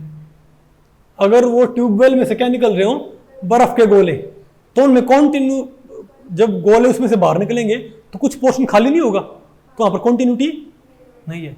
तो ये क्या बोलती है कि जैसे ट्यूबवेल से पानी निकलता है तो कौन चीज निकलता है ना, तो बोला कि जब कोई चीज क्या एमिट करती है, रेडिएशन, जैसे कि बल्ब क्या करता है, एमिट रेडिएशन, तो उससे लाइट कैसे निकलती है कॉन्टिन्यूसली। आपको वैसे कैसे हो गया, वो ऐसे इसलिए हो गया भाई क्योंकि ये थ्योरी क्या मानती है, ये थ्योरी क्या मानती है, एनर्जी कैसे निकलेगी कॉन्टिन्यूसली। क्यों निकलेगी बताओ, मुझे बताओ। क्योंकि एनर्जी किसकी फॉर्म में निकलेगी, लाइट की फॉर्म में। एनर्जी किसकी फॉर्म में निकलेगी, लाइट की फॉर्म में, रेडिएशन की फॉर्म में निकलेगी। अब रेडिएशन को ये थ्योरी क्या मानती है, वेव क्या मानती है, वेव मानती है। और दुनिया की सारी वेव क्या होती है, कॉन्टिन्यूअस। दुनिया की कोई भी वेव क्या नहीं होती, डिसकॉन्टिन्यूस। दुनिया की हर एक वेव क्या होती है। अब समझे, ये थ्योरी कहती है कि एनर्जी का एब्जॉर्प्शन या एमिशन क्या होगा, कॉन्टिन्यूअस। क्यों होगा, क्योंकि एनर्जी को मानती है कि एनर्जी निकल रही है रेडिएशन की फॉर्म में, और रेडिएशन को ही क्या मान रही है, वेव। अब दुनिया में सारी वेव कॉन्टिन्यूस है। आप मुझे दुनिया में एक वेव बताओ जो कॉन्टिन्यूस हो। मैं आपको एक चैलेंज करता हूं, क्या, एक मैं आपको चैलेंज करता हूं, चैलेंज। एक दीवार लो, एक दीवार ले ली भैया, इस दीवार पे बेटा एक रस्सी बांध दो, बांध दी रस्सी, इस रस्सी को यहां पकड़ लो, ठीक है। अब इसमें ऐसे लहरें बनाओ, क्या बनाओ इसमें ऐसे लहरें। ये रस्सी आपकी 10 मीटर की क्या है, नहीं रस्सी आपकी 100 मीटर की रस्सी है, नहीं रस्सी आपकी 20 मीटर रस्सी है, क्या ये 20 मीटर की। तो मैं आपको चैलेंज करता हूं कि एक काम करो, इसमें कुछ ऐसा करो कि इसमें 5 मीटर तक लहरें बने, फिर रस्सी स्ट्रेट रह जाए, क्या हो जाए, 5 मीटर तक लहर बने, रस्सी स्ट्रेट रखो, फिर लहर बना के दिखाओ। होगा ऐसा? नहीं। जब आप इसमें लहर बनाने ट्राई करोगे ना तो पूरी रस्सी में लहर बनेगी, कभी ऐसा नहीं होगा। तो दुनिया की सारी वेव क्या होती है, कॉन्टिन्यूअस। कॉन्टिन्यूअस को मानो अगर किसी चीज का जो एम्पलीट्यूड है क्या है, वो एकदम से चेंज ना हो, उसमें क्या हो, ग्रेजुअल चेंज, उसे क्या बोलते हैं, कॉन्टिन्यूटी। नहीं आपको समझ, जैसे आप बताओ, जैसे कोई पहाड़ है, इस पहाड़ की हाइट कॉन्टिन्यूसली घट रही है, इस पहाड़ की हाइट कैसे घट गई, डिसकॉन्टिन्यूसली, सडन चेंज। तो अगर एम्पलीट्यूड में, अगर वेव के एम्पलीट्यूड में सडन चेंज आ जाए, सडन इंक्रीज या सडन डिक्रीज, मतलब यहां पर 5 आगे 0 एकदम से, तो क्या बोलते हैं, डिसकॉन्टिन्यूटी है, क्या है। और आराम आराम से घट रहा है तो क्या बोलेंगे उसको, कॉन्टिन्यूअस। नहीं है आपको, तो यहां पर तो क्या है, कॉन्टिन्यूअस। जैसे कोई पुल होता है, पुल की हाइट एकदम से उतरती है, पुल आ रखा है ऐसा था पुल, कभी क्या है, कॉन्टिन्यूअस। नहीं आपको, तो वैसे दुनिया में सारी वेव क्या होती है, कॉन्टिन्यूअस। कभी ऐसा नहीं होगा इसमें आप ऐसे लहर नहीं बना सकते कि लहर बन गई, नहीं आपको समझ, अरे बोलो भाई, बताओ बेटा, कभी ऐसा नहीं होगा, मतलब लहर बन गई फिर स्ट्रेट रस्सी, नहीं समझे बात। लहर हमेशा क्या होती है, कॉन्टिन्यूअस। वेव की प्रॉपर्टी क्या होती है, वेव्स आर ऑलवेज कॉन्टिन्यूअस। कभी आप ऐसे देखा है कि तालाब में पत्थर मारा तो लहर बनी, तो ऐसा होया हो कि 5 मीटर तक लहर है, फिर 10 मीटर स्ट्रेट पानी है, फिर वो लहर आगे भी है, वैसा होता नहीं, लहर लगातार चलती है, उसमें कोई ब्रेक पॉइंट इजंट इट। उसमें मैक्स मिनिमम होंगे लेकिन वो लगातार होंगे। लहर की हाइट लगा धीरे धीरे बढ़ेगी, धीरे धीरे घटेगी, धीरे धीरे बढ़ेगी, धीरे घटेगी, ऐसा नहीं होगा बढ़ रही है और सीधे बढ़ गई, इमीडिएट बढ़ गई ना, नेवर, पता होगा ना। तो ये थ्योरी क्या मानती है कि रेडिएशन क्या होती है, वेव, और वेव क्या होती है, कॉन्टिन्यूअस। तो जब कोई चीज एनर्जी एमिट करती है तो किसकी फॉर्म एमिट करती है, जब कोई ऑब्जेक्ट एनर्जी को एब्जॉर्ब करता है, एमिट करता है, तो किसकी फॉर्म में एमिट या एब्जॉर्ब कर रहा है, रेडिएशन की फॉर्म में। और रेडिएशन क्या मानती है, वेव, और वेव क्या होती है, कॉन्टिन्यूअस। यानी एनर्जी का एब्जॉर्प्शन या एमिशन भी क्या होगा, कॉन्टिन्यूअस होगा। तो दूसरा पॉइंट क्या होगा, तो पहला पॉइंट तो क्या था कि लाइट और radiation is nothing but perpendicularly oscillating electromagnetic fields which are perpendicular to the direction of propagation of wave as well. दूसरा पॉइंट क्या हो गया, बताओ, energy absorption, energy is absorbed और एमिटेड ओनली कॉन्टिन्यूअसली। बात आपको पहले पड़ी भाई। दूसरा पॉइंट ये हो गया। ओके, अब तीसरा पॉइंट क्या हो गया बताओ, तीसरा पॉइंट क्या होगा? क्योंकि जो एनर्जी होगी ना, क्या किसी भी रेडिएशन की जो एनर्जी होगी वो डिपेंड करेगी इंटेंसिटी पे। किस पे? आपको बताएंगे इंटेंसिटी ऑफ द रेडिएशन का, पर मतलब क्या होगा अगर आप आगे पढ़ाएंगे। ठीक है बात, क्या बोलती है कि एनर्जी किसके ऊपर डिपेंड करेगी? इंटेंसिटी ऑफ द रेडिएशन पे। आगे आपको ठीक है, मतलब अगर किसी रेडिएशन की इंटेंसिटी ज्यादा है उसमें क्या होनी चाहिए? ज्यादा एनर्जी। अगर किसी रेडिएशन की इंटेंसिटी क्या है? कम है, तो उसकी एनर्जी क्या होनी चाहिए? कम एनर्जी। आगे आपको, और एक पॉइंट इसका ये होता है इसका भाई कि जो स्पीड होगी ना इसकी रेडिएशन की, वो क्या? Speed of light. ये कहता है सभी रेडिएशन की स्पीड क्या होगी? स्पीड ऑफ लाइट के बराबर। यानी कि मतलब क्या होगी? 3.3 इंटू पावर 8 मीटर पर सेकेंड। बात आपको पहले पड़ गई। तो ये बताओ क्या आपकी इलेक्ट्रोमैग्नेटिक, इसे क्या बोलते हैं आपकी? Electromagnetic wave theory. कुछ बात आपको पहले पड़ी। और एक बात और भी बोलती है कि इलेक्ट्रोमैग्नेटिक रेडिएशन को, यानी कि लाइट को, मीडियम की जरूरत नहीं होती चलने के लिए। क्योंकि आप देखो सूरज से लेके यहां तक क्या रेडिएशन तक नहीं पहुंचती क्या? लेकिन बीच में कोई मीडियम नहीं है। आगे आपको, तो ये है सब बातें इस थ्योरी की। अब मैं आपको नहीं यहां पर कुछ, आपको अगर ये थ्योरी आपने पढ़ी है तो थोड़ा आप रेडिएशन की फीचर और पढ़ लो। क्या? किसी भी रेडिएशन की फीचर। तो एक होती फ्रीक्वेंसी ऑफ द रेडिएशन। क्या होता है? सबसे पहले आपको पढ़ूंगा फ्रीक्वेंसी ऑफ द रेडिएशन। नहीं, पहले मैं आपको बताऊं इंटेंसिटी का मतलब क्या होता है। किसी रेडिएशन की इंटेंसिटी का मतलब क्या होता है। ठीक है, आप ही मानो, मान ले ये है नॉर्थ पॉजिटिव नेगेटिव प्लेट। ये क्या है? नॉर्थ पोल और साउथ पोल। ठीक है बात। तो ये क्या है? प्लस माइनस नॉर्थ पोल और साउथ पोल। तो मैं ये मानता हूं इसकी जो 4 प्लेट है इस रीजन की, वो मैंने एक नॉब से जोड़ रखी है। क्या? नॉब से। और इसकी 4 मैंने एक नॉब जोड़ रखी है। अब ये नॉब घुमाता हूं मैं 1 सेकंड में 50 बारी। बेटा ये नॉब घूमती है 1 सेकंड में 50 बारी। तो यहां पर 50 बारी फील्ड क्या होगा? रिपीट होगा, खुद वो रिपीट करेगा। 50 बारी क्या होगा? फील्ड बढ़ा घटा उल्टी पोलैरिटी के साथ, और फिर बड़ा घटा, फिर बड़ा घटा 1 बारी, बड़ा घटा 2 बारी, बड़ा घटा 3 बारी। यहां पर ये काम क्या होगा? 1 सेकंड में 50 बारी। यहां पर भी क्या होगा? 50 बारी। तो ये तो फ्रीक्वेंसी। इसको क्या बोलते हैं? फ्रीक्वेंसी। कि पर सेकंड यहां पर फील्ड कितनी बारी खुद को रिपीट कर रहा है। ये फील्ड का ऑसिलेशन कितनी बारी रिपीट होता है। ये बातें आपको किसी बुक में लिखी नहीं मिलेंगी भाई। और ये मैं सोचू मैं आपको भाई हाई लेवल पढ़ा रहा हूं। एमएससी वाले बच्चों को तो हम ये बहुत ज्यादा क्या पढ़ाते हैं, एक्सट्रीमली डिटेल्ड। यहां पर तो मैं आपको बिल्कुल बेसिक बातें बता रहा हूं तो कि आपको समझ में चीजें आ जाए। नहीं आपको समझ में? ठीक है, तो इसको बोलते हैं फ्रीक्वेंसी। क्या बोलते हैं इसको? फ्रीक्वेंसी की 1 सेकंड में। इसीलिए न्यू क्या होता है? पर सेकंड मेजर होता है। आगे आपको इसमें क्या बोलेंगे? फ्रीक्वेंसी। आगे आपको ठीक है। अब दूसरा बेटा क्या होता है बताओ? इंटेंसिटी। तो अगर ये भी फ्रीक्वेंसी में है, लेकिन फर्ज करो यहां पर ये प्लेट स्ट्रॉन्गर है, यहां पर ये प्लेट क्या है? स्ट्रॉन्गर। और यहां पर प्लेट क्या है? हल्की है।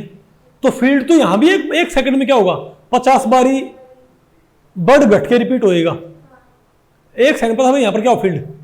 यानी जो पैटर्न इसका आएगा, लेकिन यहां पर क्योंकि मैक्सिमम फील्ड, अगर ये प्लेट क्या है? ओके, तो बताओ भाई तुम्हारे पास, बताओ इसकी वैल्यू क्या होगी? बताओ तुम क्या बोलते हो? फ्रीक्वेंसी क्या होगी? ये दोनों जो प्लेट हैं, बताओ क्या हो जाएगा? नहीं एक काम करो, अब यहां भी 1 सेकंड में फील्ड क्या होगा? 50 बारी रिपीट हो रहा है। यहां भी 1 सेकंड फील्ड पता भाई। तो फ्रीक्वेंसी दोनों क्या है? 50 50 पर सेकंड 50 पर सेकंड 50 हर्ट्ज 50 हर्ट्ज। ओके, लेकिन अब आप मुझे एक बात बताओगे कि मैं काम कर दूं कि भाई जो ये प्लेट है, अच्छा इसका फील्ड बढ़ता है ना समय के साथ, इसका फील्ड बढ़ता है घटता है, बढ़ता है घटता है, बढ़ता है घटता है, ठीक है। लेकिन उस रीजन की प्लेट्स क्या स्ट्रॉन्गर है इस रीजन के मुकाबले, तो फील्ड उसका भी बढ़ेगा घटेगा, 1 सेकंड में 50 बार। तो देखो जहां पर इसके क्या है पॉइंट, वही पॉइंट इसके हैं नहीं आपको, लेकिन इसके ये ऊंचे बनाओ, क्या बनाओ इसके ये ऊंचे, क्यों भाई? क्योंकि यहां तक फील्ड, इसमें जब फील्ड बढ़ता है तो मान लिया 2 यूनिट तक पहुंचता है मैक्सिमम, इसमें जब पहुंचता तो कहां तक पहुंचता है 5 यूनिट तक। तो इसका, तो इस रीजन के अंदर जो वेव बनेगी, इस रीजन की जो इलेक्ट्रोमैग्नेटिक वेव है वो तो क्या होगी, ऐसी बनेगी, मतलब मैक्सिमम फील्ड 2 यूनिट तक। और यहां क्या बनेगी, नहीं समझे बात? तुम क्या बोलेंगे, ये क्या है, मोर इंटेंस रेडिएशन। क्या ये मोर इंटेंस रेडिएशन, मतलब आपको पहले पड़ गई। अब थोड़ा सेंस आया कि फ्रीक्वेंसी की क्लासिकल थ्योरी के अंदर, इलेक्ट्रोमैग्नेटिक वेव थ्योरी के अंदर फ्रीक्वेंसी का मतलब क्या था वो पता लग गया आपको, और इंटेंसिटी का भी आपको मतलब पता लग गया। ये बातें समझनी एक्सट्रीमली इंपॉर्टेंट है। आगे आएगा आपका फोटो इलेक्ट्रिक इफेक्ट, उसको समझने में हेल्प करेगा। ये वो पढ़ा होगा ना आपने, नहीं पढ़ रखा फोटो इफेक्ट? वो पढ़ा, समझा नहीं होगा, अब आगे समझ आएगा। मिटा दो इसको मैं। अच्छा अब आपको हो गया कि वेवलेंथ क्या होती है, क्या अब आपको हो गया कि रेडिएशन की वेवलेंथ क्या होगी। फ्रीक्वेंसी आपको पता लगी पक्का, और ये इंटेंसिटी आपको पता लगी, ठीक है। अब हम बात करते हैं कि इलेक्ट्रोमैग्नेटिक रेडिएशन की, यानी लाइट की वेवलेंथ नहीं बोलते कि 400 नैनोमीटर या 500 नैनोमीटर, इसका मतलब क्या होता है आपको मैं ये समझाऊंगा भाई, ठीक है। तो इसको समझने के लिए आप एक काम करो, ठीक है, एक काम करो आप कि ये मान लिया एक, नहीं हाँ ये मानो भाई हमारे पास 2 प्लेट है, मेरे पास क्या है 2 प्लेट, एक प्लेट मेरे पास ये है और एक प्लेट मेरे पास ये है, ऐसे रखी हो 2 प्लेट ये, ठीक है। और 2 प्लेट ऊपर भी लगी हुई हैं, इनके ऊपर भी, कहां पर, एक ऊपर और एक नीचे, ऐसे 2 प्लेट ऐसे और 2 प्लेट ऐसे। अब इसको आप क्या मान लो, पॉजिटिव प्लेट, इसे आप क्या मान लो नेगेटिव प्लेट, और इसे क्या मान लो नॉर्थ, इसे क्या मान लो साउथ। तो इलेक्ट्रिक फील्ड कहां से कहां है, इस दिशा में, और मैग्नेटिक फील्ड कहां है ऊपर की तरफ, ठीक है। अब अगर मैं यहीं पर रख के यहां पर मैं इन प्लेटों क्या कर दूं उल्टी सुल्टी और इनको रिवर्ट कर दूं, तो यहां पर फील्ड क्या हो जाएगा, उल्टा हो जाएगा ना, नहीं समझे बात? मतलब अगर इन 4 प्लेट्स को मैं जोड़ देता हूं किससे, एक नोब से, जो क्या करती हो इन प्लेट्स के बीच में इलेक्ट्रिक और मैग्नेटिक फील्ड को पहले बढ़ाती हो, तो पहले फील्ड क्या हो बढ़ते बढ़ते मैक्सिमम, फिर घटते घटते क्या हो जाए 0, फिर बढ़ते बढ़ते मैक्सिमम घटते घटते, लेकिन उल्टी पोलैरिटी के साथ, समझे बात? तो इलेक्ट्रिक फील्ड क्या रहेगा ऐसे, मैग्नेटिक फील्ड क्या रहेगा ऐसे रहेगा, ठीक। मैंने आपको ऐसे पढ़ाया था ना। लेकिन मैं कह रहा हूं कि आप एक अजीब सी प्लेट बनाओ, क्या बनाओ आप एक, आप थोड़ा इसको अलग से समझो। मैंने अब की बारी मैंने प्लेट बनाई, पता कैसे? क्योंकि देखो इसका जो पूरा मैथमेटिकल ट्रीटमेंट होता है ना, जो फ्रीक्वेंसी टर्म में मैंने आपको बताया था कि टाइम के साथ फील्ड कैसे वेरी करते हैं, वो था फ्रीक्वेंसी समझने के लिए। अब पूरा मैं आपको मैथमेटिकल ट्रीटमेंट आपको नहीं बताऊंगा। आप ये नहीं बोलते हो कि देखा, लेकिन आप क्या समझते हो कि परपेंडिकुलरली ऑसिलेटिंग इलेक्ट्रिक और मैग्नेटिक फील्ड्स, इलेक्ट्रिक और मैग्नेटिक फील्ड आपस में तो क्या होंगे परपेंडिकुलर होंगे। डायरेक्शन ऑफ प्रोपगेशन के भी क्या होंगे, वो मैंने आपको समझाया भी था, लेकिन मैं आपको उसको वेवलेंथ की टर्म्स में समझाऊंगा। किसी टर्म्स में, वेवलेंथ टर्म में। तो आप एक बात मानो, ये एक दीवार है, क्या बेटा ये दीवार है, ओके। तो इस दीवार में यहां पर यहां तक मैंने कर रखा है ब्लू कलर, और ध्यान रखियो जो ब्लू कलर होगा ना, क्या वो दिखाएगा पॉजिटिव प्लेट को, किसको पॉजिटिव प्लेट को, और रेड कलर से मैं दिखाऊंगा नेगेटिव प्लेट को। तो यहां पर क्या है रेड कलर, यहां पर क्या है ब्लू कलर, यहां पर क्या है रेड कलर, यहां पर क्या है ब्लू कलर, यहां पर क्या है रेड कलर। आ गया आपको? तो ब्लू रेड तो ये दीवारें मैंने अल्टरनेट पेंट कर रखी है। अरे भैया गैलरी सी है से, एक गैलरी सी है, समझ गए बात। इस गैलरी की ये दीवार क्या है, यहां तक क्या है ब्लू, आगे हिस्सा क्या है रेड, फिर ब्लू हिस्सा, रेड हिस्सा। और ये मानो इससे उल्टा तो हिस्सा है ना साइड वाला, वो अपोजिट कलर का है। मतलब अगर ये पोर्शन कौन सा है ब्लू, तो ये क्या है रेड, ये रेड तो ये ब्लू, ये ब्लू ये रेड। नहीं आपको तो अपोजिट आप अपने समझ जाइए। और वर्टिकली हम क्या मान रहे हैं, तो ये तो क्या है मेरे पास ब्लू रेड, तो ब्लू और रेड दीवारें ऐसे फैली हुई ना। तो अगर मैं यहां से चलूंगा, मैं साइड देखूंगा तो मुझे blue red blue red blue red नजर आएगा, उस साइड से मुझे क्या नजर आएगा red blue red blue red blue. Okay. और ये मानो इसके ऊपर और नीचे भी छत और जो फर्श है, और ये मानो सिर्फ इनके सिर्फ आमने सामने के दीवारों के कलर ही बदल रहे, छत और फर्श के कलर भी क्या हो रहे हैं बदल रहे हैं। छत का कलर क्या, फर्श का कलर क्या मान लो आप, फर्श का आप कलर क्या मान लो बताओ भाई, नॉर्थ अगर मैं तो वैसे बोलता हूं भाई, फर्श का आप कलर क्या मान लो, नहीं फर्श का कलर क्या मान लो आप, चलो इसको मान लेते भाई ब्लैक, और इसको क्या मानता हूं व्हाइट, छत क्या मान लेता हूं व्हाइट। तो एक ऐसा कमरा नहीं मेरे पास, एक ऐसा कमरा नहीं हो गया, यहां पर छत क्या है ब्लैक, ऊपर क्या है व्हाइट, ब्लू रेड, समझे बात।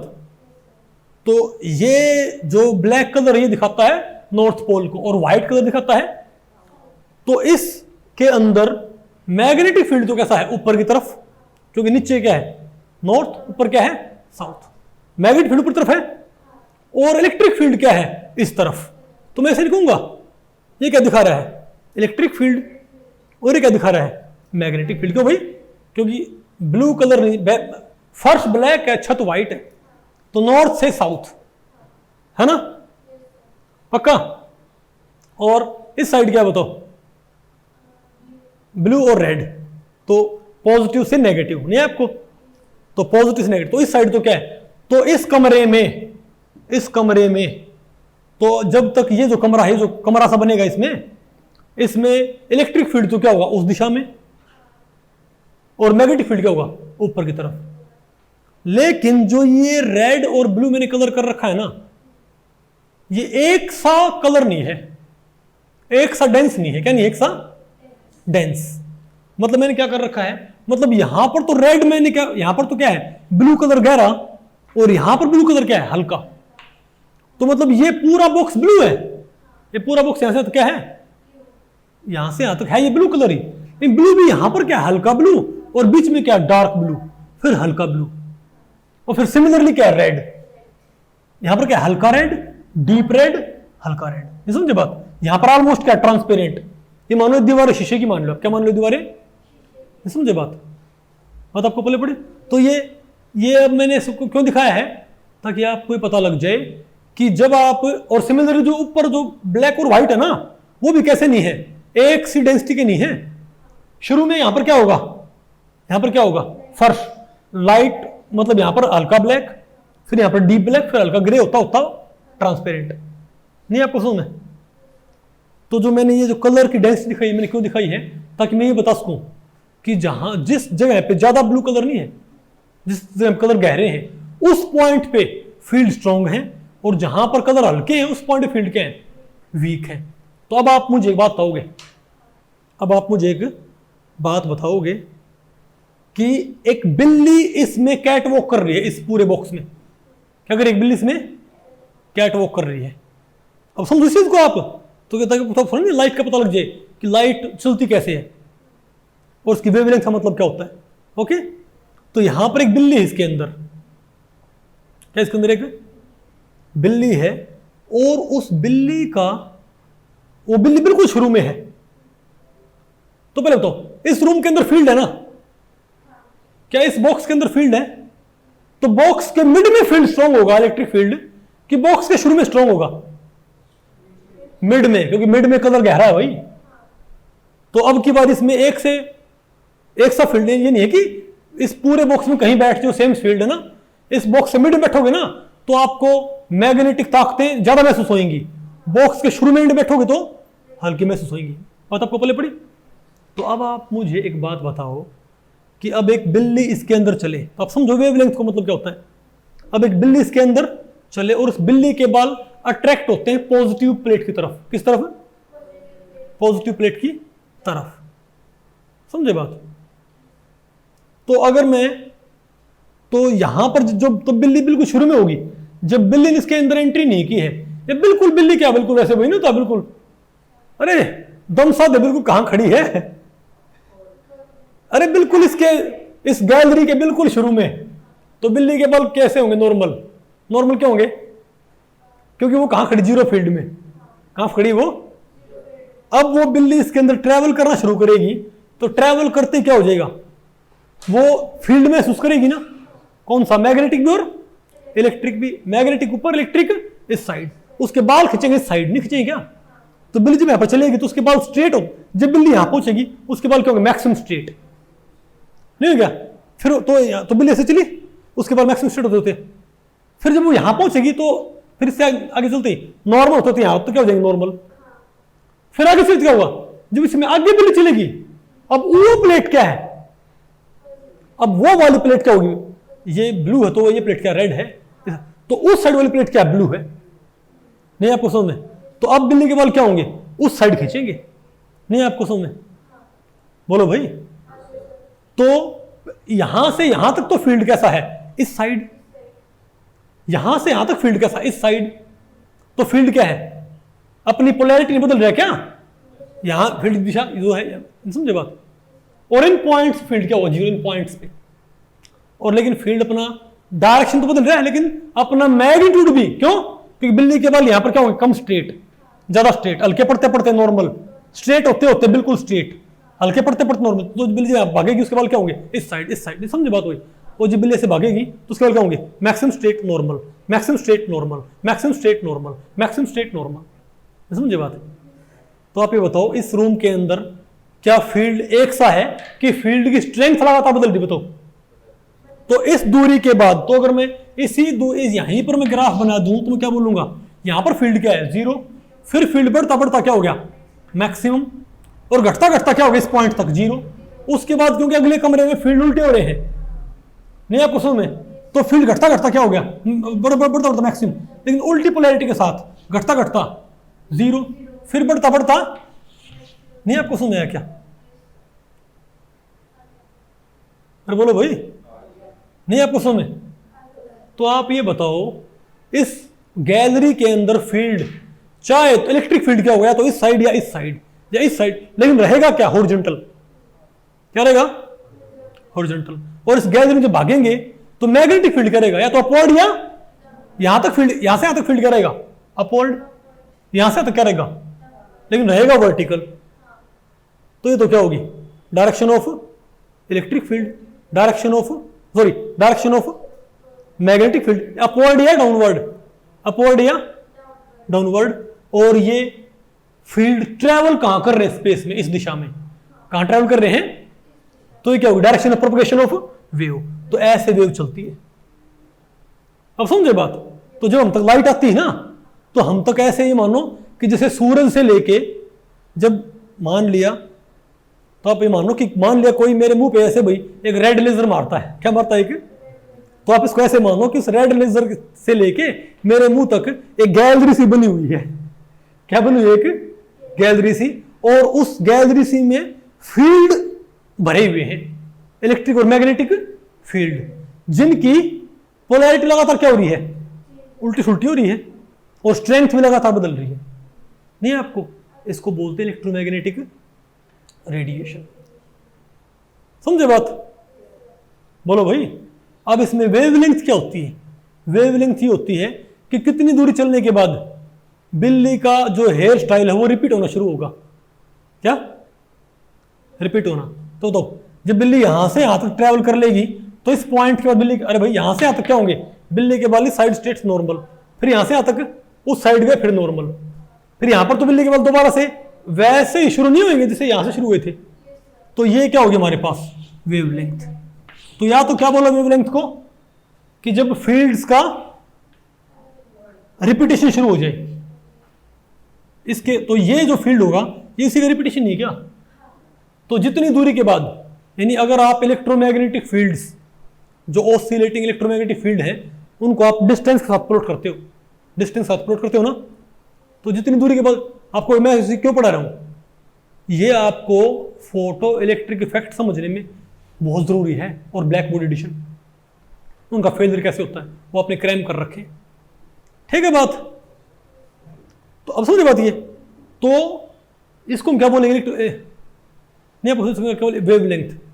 तो आप इसको ऐसे बोल सकते हो, या तो यहां से यहां तक, या फिर कहां से बोल, यहां से लेके यहां तक। जो दूरी ये है, जो दूरी ये है, वही दूरी ये है, नहीं समझे बात।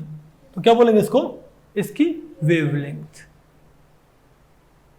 आ गया आपको समझ में। तो वेवलेंथ क्या होती है कि जब इलेक्ट्रोमैग्नेटिक फील्ड स्पेस में ट्रैवल करते हैं ना, तो कितनी दूरी के बाद वो खुद को रिपीट करना शुरू कर देते हैं, उस दूरी को हम क्या बोलते हैं, उसकी वेवलेंथ। इसको आप दो मैक्सिमा, या भाई बताओ भाई, यहां से एक पूरी वेव भी देख, ये भी वेवलेंथ है, और दो मैक्सिमा के बीच में क्या वेवलेंथ होती है।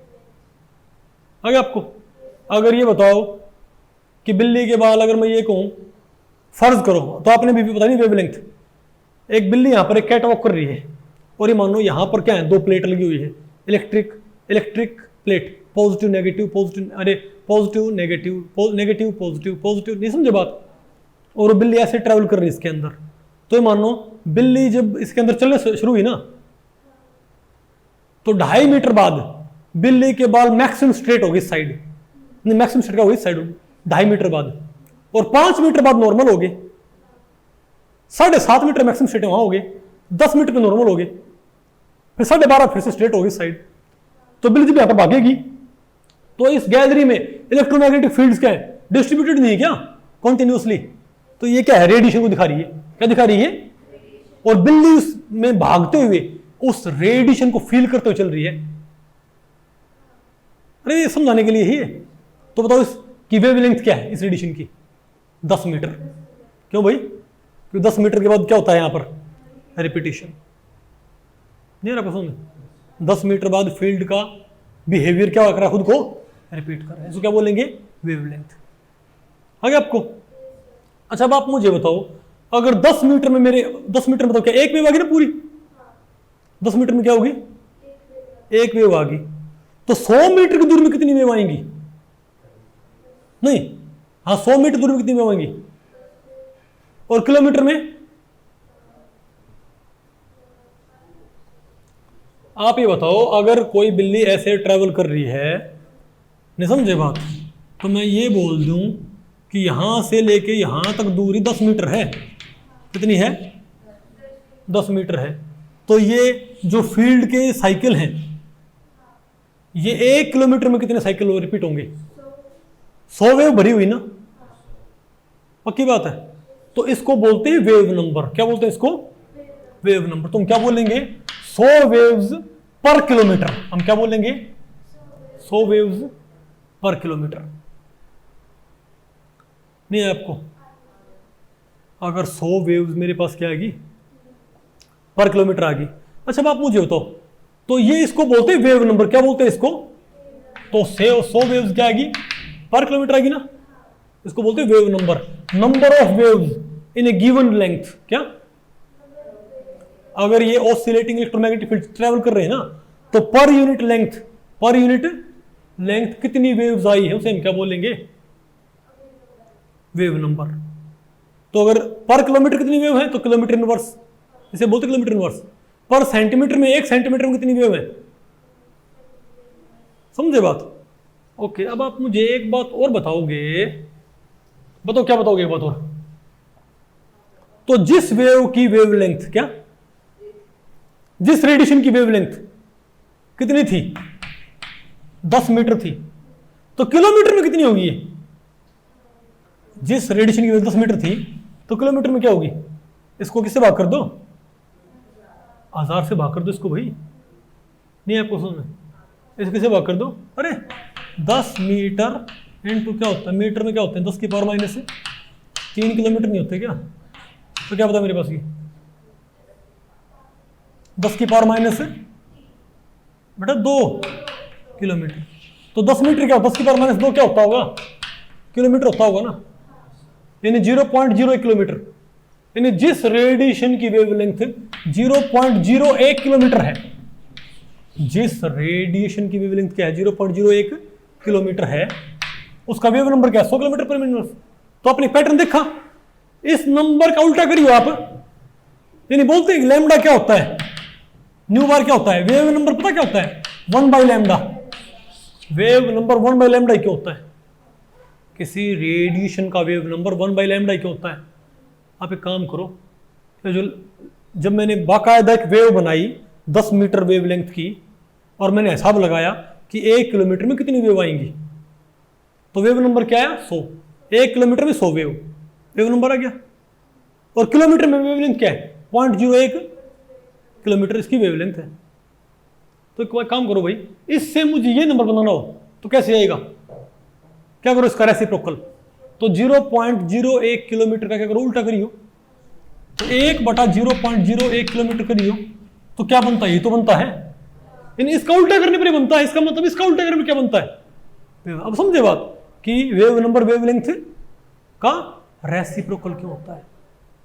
फ्रीक्वेंसी आपको पता लगी, इंटेंसिटी आपको पता लगी, वेवलेंथ आपको पता लगी, वेव नंबर आपको पता लग गया, और वेलोसिटी ऑफ लाइट बताओ क्या होती है, बताओ लाइट वेलोसिटी होगी nu is equal to c/λ। ये इसका क्या है, इसका एक बताओ पोस्टुलेट। अब लैम्डा क्या है, 1/λ क्या होता है, न्यू बार होता है, तो 1/c न्यू बार भी आ गया आपको। तो ध्यान रखियो, आपसे कुछ भी पूछ सकता है कि किसी वेवलेंथ की अब मैं आपसे पूछूंगा भाई, अब मैं इसके ऊपर आपसे कहा क्वेश्चन पूछता हूं, कुछ बात आपको पहले पड़ रही है।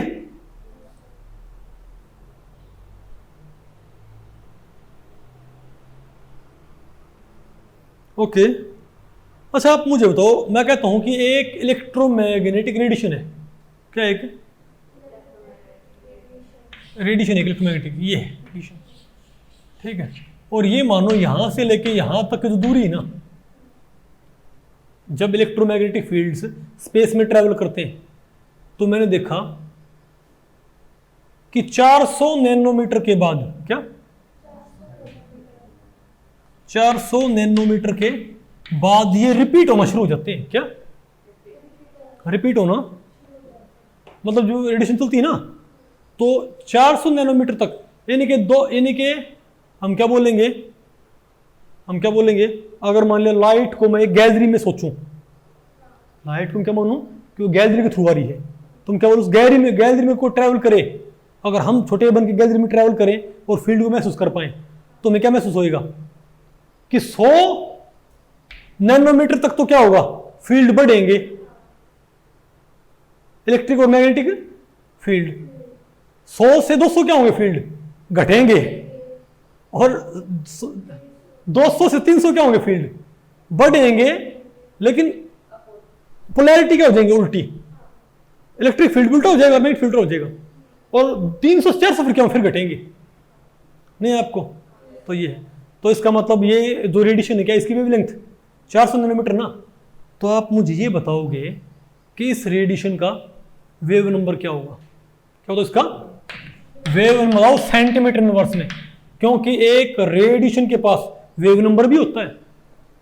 तो ये जब रेडिएशन चलेंगी तो जिसकी वेवलेंथ 400 नैनोमीटर है, तो ये बताओ 1 सेंटीमीटर में कितनी वेव आएंगी, क्या इसकी वेवलेंथ बताओ और इसकी फ्रीक्वेंसी बताओ, क्या दोनों बताओ, तुम क्या बोलेंगे। जैसे आप बताओ इंसान वही होता है, रेडिएशन वही है, उसको आइडेंटिफाई करने तरीका अलग होता है।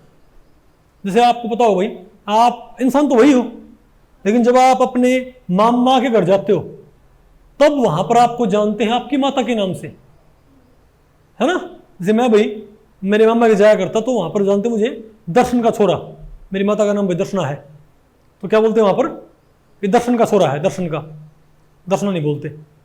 लेकिन गांव में भाई मेरे पिताजी का नाम धर्मवीर है, तो वहां पर क्या बोलेंगे, धर्मवीर का लड़का। बात आपको बोले पड़ी, इंसान तो वही है, लेकिन उसको पहचानने का तरीका क्या होता है। जब मैं स्कूल में पढ़ता था तो मेरे जो बड़े भाई है भाई, उनके नाम से कि संदीप का भाई है, तो उसी तरीके से इंसान वही है, लेकिन उसको पहचानने के तरीके क्या हैं, अलग अलग। कोई जानता है आपको आपकी माता के नाम से, कोई जानता है आपको आपके पिता के नाम से, कोई जानता है आपको आपके भाई के नाम से, कोई जानता है आपको आपके दादा के नाम से? कोई बड़े बूढ़े ना बहुत, उनको बताओगे कि फलाने का लड़का हूं, वो नहीं पहचानेगा। हाँ भाई तेरे दादा का नाम क्या है, ऐसे नहीं पूछेगा वो, फिर वो उनको जानता है भाई। तो सिमिलरली एक रेडिएशन के पास वेवलेंथ भी होती है, एक पर्टिकुलर दूरी में कितनी वेव आ रखी है ये बात भी होती है। एक सेकंड में क्या पर सेकंड फील्ड कितनी बार खुद को रिपीट करता है ये हमको पता होता है। तो फ्रीक्वेंसी भी होती है। तो उसी रेडिएशन को पहचानने के अलग अलग क्या होते हैं तरीके, ठीक है। तो बताओ 400 नैनोमीटर की रेडिएशन है, तो आप मुझे बताओ इसकी वेवलेंथ क्या होगी? वेवलेंथ तो है ही है, बताओ उसका पहले वेव नंबर क्या होगा सेंटीमीटर में। सेंटीमीटर में उसका मतलब क्या है कि जब ये वेव चलेगी, जब ये वेव, तो 1 सेंटीमीटर दूरी में कितनी वेव आएंगी, तो हम क्या बोलेंगे बताओ। तो कौन सा सिस्टम है, याद करो मैं आपको पढ़ा था यूनिट कन्वर्जन। एक है वेव नंबर, एक है वेवलेंथ। तो फॉर्मूला देखो, वेव नंबर का फॉर्मूला क्या होता है 1/λ होता होगा, लेकिन इसमें पुट क्या करना होता है, किसमें SI में, किसमें पुट करना होता है SI में। 400 नैनोमीटर का 400 × 10⁻9 मीटर पुट करो इसके अंदर, नहीं आपको, अरे भाई 400 × 10⁻9 मीटर। अब तो न्यू बार क्या आ जाएगा मेरे पास, न्यू बार इसको ऊपर ले जाओ भाई, वो तो क्या है मेरे पास ये, तो 1/4 इंटू, तो क्या आ गया, ये क्या है 10 की पावर 2, 10 की पावर -7 हो गया। ऊपर जाए क्या 10 की पावर +7 हो गया ना, और ऊपर जाएगा मीटर की पावर -1, तो 1/4 इंटू 10 की पावर 7 मीटर इनवर्स आ गया। अब 1/4 कितना होता है 0.25, कितना होता है 0.25, तो 0.25 को बेटा मल्टीप्लाई करोगे इससे 10 की पावर 7 से, तो हम क्या बोलेंगे, तो 0.25 इंटू 10 की पावर 7, तो हम क्या बोलेंगे, वो तो क्या आ गया 25, अरे भाई 1 2 3 4 5 6 7, बताओ क्या आ गया, इकाई दहाई सैकड़ा हजार 10,000 लाख 10 लाख, हम क्या बोलेंगे बताओ 25 लाख मीटर इनवर्स। इसका मतलब क्या हुआ, जब 400 नैनोमीटर लेंथ की, यानी जिस रेडिएशन में 400 नैनोमीटर चलने के बाद फील्ड का बिहेवियर रिपीट होने लग जाए, फील्ड बिहेवियर, वो वेव जब चलती है तो 1 मीटर में 2.5 लाख वेव होती है। क्या 1 मीटर में 2.5 लाख बारी फील्ड रिपीट हो चुका होता है, नहीं आपको। तो अगर मैं ये बोलूं जो दीवारों वाला सिस्टम था, तो कितनी दीवारें बनी हुई हैं, कितने ब्लॉक बने हुए हैं 5 लाख, क्योंकि भाई अरे भाई एक पूरी दीवार के, एक पूरे साइकिल के लिए 2 ब्लॉक चाहिए थे क्या, रेड ब्लू, नहीं आपको। तुम क्या बोलेंगे 2.5 लाख वेव्स का इसका वेव नंबर, लेकिन पूछा किसमें इसने, सेंटीमीटर इनवर्स में। अब या तो इसको यूनिट कन्वर्जन से, ये आपका क्या है बिल्कुल सेम सिस्टम, इनकी डायमेंशन सेम है, डायमेंशन क्या इनकी, तो इनको आप कैसे कन्वर्ट कर सकते हो, या तो सिंपली भाई क्या करो 2,500 के ये 2 तरीके हैं इसको पता करने के सेंटीमीटर इनवर्स में। अगर 1 मीटर में 2.5 लाख वेव है, 1 मीटर में कितनी वेव है 2.5 लाख, तो 1 सेंटीमीटर में कितनी होंगी, तो 1 मीटर 1 सेंटीमीटर से कितना 100 गुना कम होता होगा, 1 मीटर 1 सेंटीमीटर 100 गुना कम होता होगा, 100 गुना छोटी दूरी नहीं है क्या, तो वेव भी क्या हो जाएगी 100 गुना कम हो जाएंगी, नहीं आपको। अरे भाई 1000 में जो का मूल्य इतना है, 10 में जो मूल्य नहीं पता आपको।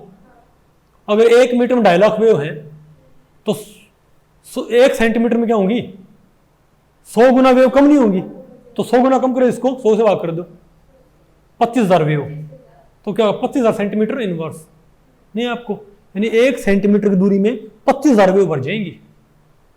आगे आपको इसको आप ऐसे भी निकाल सकते थे, बताओ कैसे, कैसे 2.5 लाख था ना, कई 2.5 सैकड़ा 1000 10,000 लाख, 2.5 लाख मीटर इनवर्स था, नीचे लिखो मीटर, ऊपर क्या लिखो मीटर, नीचे क्या लिखो 10 की पावर 2 सेंटीमीटर, मीटर मीटर क्या कैंसल, काटो इसको ऊपर ले जाओ 25,000 वेव, तो 25,000, तो कोई ये बोले ना, तो 25,000 सेंटीमीटर इनवर्स और 400 नैनोमीटर की बात है, तो जिस रेडिएशन की वेवलेंथ क्या है 400 नैनोमीटर, उसी का वेव नंबर क्या है 25,000 सेंटीमीटर इनवर्स, उसी की 25,000 वेव भरी हुई है। अब इसकी बताओ फ्रीक्वेंसी क्या, बताओ इसकी फ्रीक्वेंसी बताओ, फ्रीक्वेंसी क्या होती है? न्यू, न्यू क्या होती है बताओ? सी बाई लैम्डा होती है। अब सी क्या होता है? एसआई में लिखो 3 × 10⁸ और लैम्डा क्या है मेरे पास 400। ये किसमें? मीटर पर सेकंड में, मीटर पर सेकंड में। तो क्या लिखोगे इसको आप बताओ क्या बेटा? अरे भाई ये क्या 400 × 10⁻⁹ मीटर, मीटर से मीटर कैंसिल नहीं है आपको। ये क्या आ गया? 10⁻⁹ है, ऊपर गया ये क्या था 8 था 17 हो गया। 3/400 3/, अरे 3/4 कर दो इसको, क्या होगा? -7 हो गया। अरे -9 है, 7 हो गया, 7 ऊपर जो 15 हो गया ना। तो क्या हो गया? 3/4 कितना होता है? 0.75 × 10⁻15 पर सेकंड को बोलते हैं हर्ट्ज। क्या बोलते हैं इसको? हर्ट्ज। इसका मतलब क्या है? फ्रीक्वेंसी क्या है इसकी बताओ? 0.75 10⁻15 हर्ट्ज या पर सेकंड। इसका मतलब जो रेडिएशन, जिस रेडिएशन की वेवलेंथ क्या है 400 नैनोमीटर, मतलब जिस रेडिएशन में आगे चलने पर 400 नैनोमीटर बाद फील्ड क्या होते हैं? अपना बिहेवियर रिपीट करते हैं। उस रेडिएशन के 1 सेंटीमीटर में कितनी वेव बढ़ जाएंगी? 25,000 वेव।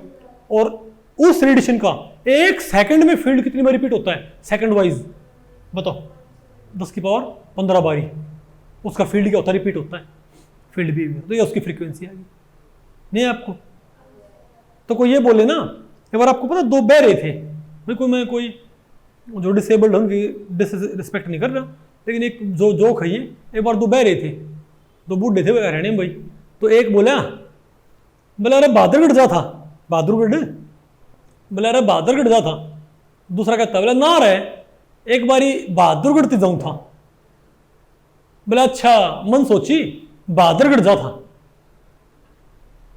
ना। उसको सुनता ना बात आपको बोले पड़ रही, वो एक ही बात कर रही है, कहता है कि बहादुरगढ़ जा रहा है, दूसरा कहता ना ना ना मैं तो बहादुरगढ़ जाऊं था। फिर कहता अच्छा, मन सोची कि बहादुरगढ़ जा रहा था। अरे बात वही कह रहे हैं। तो सिमिलरली भाई एक जना क्या बोल ले 400 नैनोमीटर वाली वेवलेंथ, 400 नैनोमीटर वाली रेडिएशन, एक बोले ना तुझे क्या पता 25,000 सेंटीमीटर रेडिएशन, एक क्या बोले ना 0.75 10⁻15 हर्ट्ज। अरे भाई तीनों एक ही रेडिएशन की बात कर रहे हैं, सेम रेडिएशन नहीं है आपको? तो ये क्या आपकी इलेक्ट्रोमैग्नेटिक वेव थ्योरी। तो मेरे ख्याल से आपको ये पल्ले पड़ गई, नहीं पल्ले पड़ा? पक्का? ठीक है। अच्छा अब थोड़ा भाई यहां पर नहीं, अभी पूरा नहीं हुआ है, एक सेकंड रुको, अब इसको यहीं पूरा करते हैं, भाई ठीक है ओके। अब आप मुझे बताओ, तो आपको पता है जो सूरज से लाइट निकलती है, क्या भाई जो सूरज से हम तक लाइट आती है ना, उस लाइट के अंदर कोई एक रेडिएशन ना होती, उसके अंदर क्या होती है? Multiple radiation. क्या होती है उसके अंदर अलग अलग वेवलेंथ क्या होती है? रेडिएशन। उस सूरज से आने वाली लाइट में ऐसी वेवलेंथ भी है जिनका फील्ड किलोमीटर में जाके रिपीट होता है। क्या? यानी कि वेवलेंथ किलोमीटर में होती है, और ऐसी भी होती हैं जिनका बहुत ही शॉर्ट क्या होती है वेवलेंथ, नहीं आपको समझ में? तो भाई यहां पर बता रखा है, तो देखो यहां पर दे रखा है 10⁸ मीटर, तो इसको बोलते हैं इलेक्ट्रोमैग्नेटिक स्पेक्ट्रम बोलते हैं। क्या बोलते हैं? Electromagnetic spectrum. नहीं समझे बात? तो अगर मान लिया जिन रेडिएशन की वेवलेंथ बहुत ज्यादा हो, देखो 10⁻4 क्या होता है? तकरीबन क्या हो गया 10,000 मीटर। कितना हो गया? 10,000 मीटर मतलब क्या है? 10 किलोमीटर। क्या भाई? यानी 10 किलोमीटर से आसपास अगर ज्यादा क्या है किसी भी रेडिएशन की वेवलेंथ, तो उनको हम क्या बोलते हैं बताओ? Radio waves. क्या बोलते हैं उनको? Radio waves. और अगर मान लिया किसी की बताओ वेवलेंथ क्या है बताओ भाई, इनसे कम है, तो सबसे ज्यादा वेवलेंथ वाली को क्या बोलते हैं? Radio waves. जो उनसे कम वेवलेंथ वाली रेडिएशन को क्या बोलते हैं? माइक्रोवेव्स। क्या बोलते हैं उनको? माइक्रोवेव्स। तो भाई अरे बात रखी है, ये क्या है? बल्कि देखो ये 10 की पावर, अरे भाई 10 मीटर से बड़ी वाली क्या बोलते हैं? 10 मीटर से बड़ी वाली सारी क्या है, रेडियो वेव। लेकिन ये क्या है, लॉन्ग रेडियो वेव, ये क्या है, सिंपल रेडियो वेव। जो आप रेडियो सुनते क्या, ये वाईफाई वगैरह जो होते हैं, वाईफाई वगैरह, उनमें इन्हीं रेडिएशन में इंफॉर्मेशन भर भर के भेजते हैं। अब मैं आपको फिजिक्स नहीं पढ़ा रहा, लेकिन आपको पढ़ा है जो आपको सिखाया जाए कि रेडियो कैसे काम करता है, आगे आपको। और अगर उनसे भी कम वेवलेंथ हो उन्हें क्या बोलते हैं, माइक्रोवेव। और अगर उनसे भी कम हो तो क्या होता है, आईआर, क्या बोलते हैं, इंफ्रारेड। और अगर इंफ्रारेड से भी कम वेवलेंथ हो तो आपको पता है स्पेक्ट्रम में सिर्फ बताओ कितने नैनोमीटर तक, अच्छा नुस्खा सर, 700 नैनोमीटर से लेके क्या, 700 नैनोमीटर से लेके 400 नैनोमीटर तक क्या है, रेंज है। हम सिर्फ उसी को देख सकते हैं। बात आपको पहले पड़ी, हमारी आंखें सिर्फ किसको देख सकती हैं, 400 से 700 वाले रीजन को। अगर किसी क्या ज्यादा है ना, 700 नैनोमीटर से ज्यादा क्या है वेवलेंथ, तो हम इसको नहीं देख सकते, यानी आईआर को हम नहीं देख सकते भाई। और 400 से कम है तो भी हम नहीं देख सकते। तो 400 से कम वाले पता क्या कहते हैं, अल्ट्रा वायलेट, क्या कहते हैं, अल्ट्रा वायलेट। नहीं आपको ये हमको नजर नहीं आएंगी। और अल्ट्रा वायलेट से भी कम हो तो क्या बोलते हैं उसको, एक्सरेज, जिनका इस्तेमाल करते हैं अरे एक्सरे वगैरह पता करने में। और उनसे कम क्या बोलते हैं, गामा रे। तो आप ये देखो कितनी लॉन्ग रेंज यहां से लेके यहां तक। और हम सिर्फ तो स्पेक्ट्रम में से सिर्फ थोड़ा सा रीजन होता है जिसको हमारी आंखें डिटेक्ट कर सकती हैं। इसीलिए हमको भाई, और इसे आमतौर पे नहीं है, ये डिफरेंस होता है रेडिएशन में और लाइट में। क्या डिफरेंस होता है, इनको इंटरचेंजेबल इस्तेमाल कर लेते हैं, लेकिन जो रेडिएशन हम देख सकते हैं ना उसे हम क्या बोलते हैं, लाइट। क्या बोलते हैं उसको हम जनरली, लाइट। अब यहां पर पूरा अंधेरा हो जाए, यहां पर पूरा क्या हो जाए, अंधेरा हो जाए, तो आपको लाइट नजर नहीं ना, लेकिन इसका मतलब नहीं आप रेडिएशन नहीं है, रेडिएशन यहां पर भी है, लेकिन किसमें है, आईआर में। किसमें है, आप एक काम करो, जो ये चौक है क्या ये, आप इस रूम को बिल्कुल बंद कर दो, इसमें लाइट बिल्कुल बंद कर दो, ये चौक आपको नजर आएगा, क्यों नजर नहीं आएगा बताओ, क्योंकि अभी ये चौक आपको पता क्यों नजर आ रहा है, आपको बताओ कलर कैसे बनता है, आगे बात है, कलर कैसे बनता है आपको आगे हम पढ़ाएंगे, ओके। लेकिन फिलहाल अगर मैं ये कहूं कि ये जो चौक है ये आपको, ये भी रेडिएशन छोड़ रहा है, पता कौन सी, इंफ्रारेड रेडिएशन। कौन सी, इंफ्रारेड रेडिएशन। लेकिन आपको ये नजर नहीं आया अंधेरा करने पर, फिर आपको अब लाइट चलाने पर कैसे नजर आ रहा है। तो ये जो इससे व्हाइट आपको नजर आ रहा है ना, ये इसकी लाइट नहीं है, ये पता कौन सी है, जो ये ट्यूब में निकल रखी ट्यूब, ये चौक खुद तो क्या छोड़ता है, इंफ्रारेड, खुद तो क्या छोड़ता है ये फिलहाल, लेकिन ये ट्यूब क्या छोड़ रही है, विजिबल लाइट। बात आपको पहले पड़ गई। तो फिलहाल ये जो एमिट करता है रेडिएशन खुद की, उससे आपको नजर नहीं आ रहा, वो तो क्या है, जो लाइट है ना, उसकी लाइट इसके ऊपर पड़ती है ट्यूब की, और उसको ये रिफ्लेक्ट करता है, क्या करता है ये, तब आप इसको देख पा रहे हो क्या। तो फिलहाल आप इसकी रेडिएशन से आप इसको देख नहीं पा रहे, किससे देख पा रहे हो, इससे रिफ्लेक्टेड लाइट से, नहीं आपको।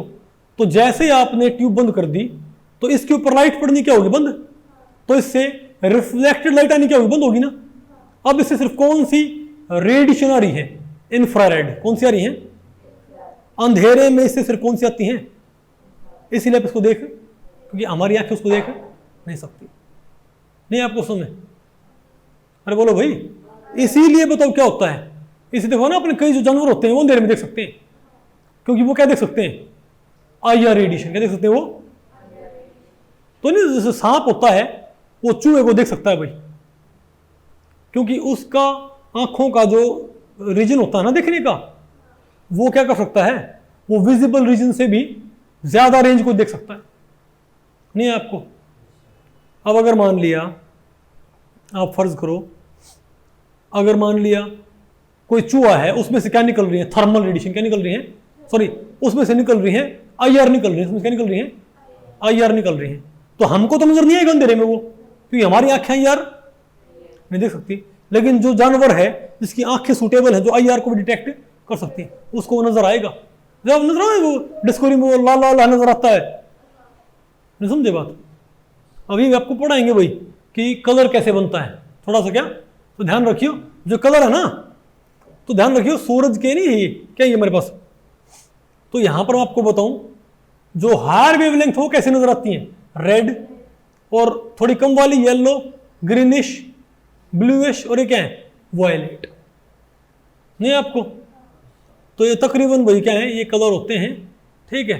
लेकिन आपको पता कलर तो बहुत सारे होते हैं, कलर की रेड की बहुत सारी क्या होती है शेड। अच्छा मैं आपसे एक बात पूछूं, सनलाइट मुझे कैसे नजर आती है, व्हाइट नजर आती है क्या? सनलाइट मुझे कैसी नजर आती है, व्हाइट नजर आती है, इजंट इट?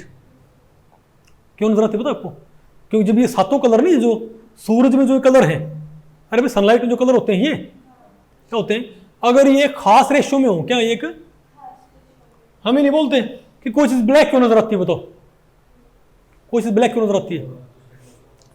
क्योंकि उसके ऊपर विजिबल रीजन सारे का सारा पड़ता है, और सारे का सारा क्या होता है एब्जॉर्ब हो जाएगा, उससे विजिबल लाइट रिफ्लेक्ट होती ही नहीं भाई बड़ी भी। देखो ध्यान रखियो, किसी भी चीज के पास दो तरह की रेडिएशन होती है, एक तो उसकी खुद की, एक तो उसकी खुद की, ठीक है।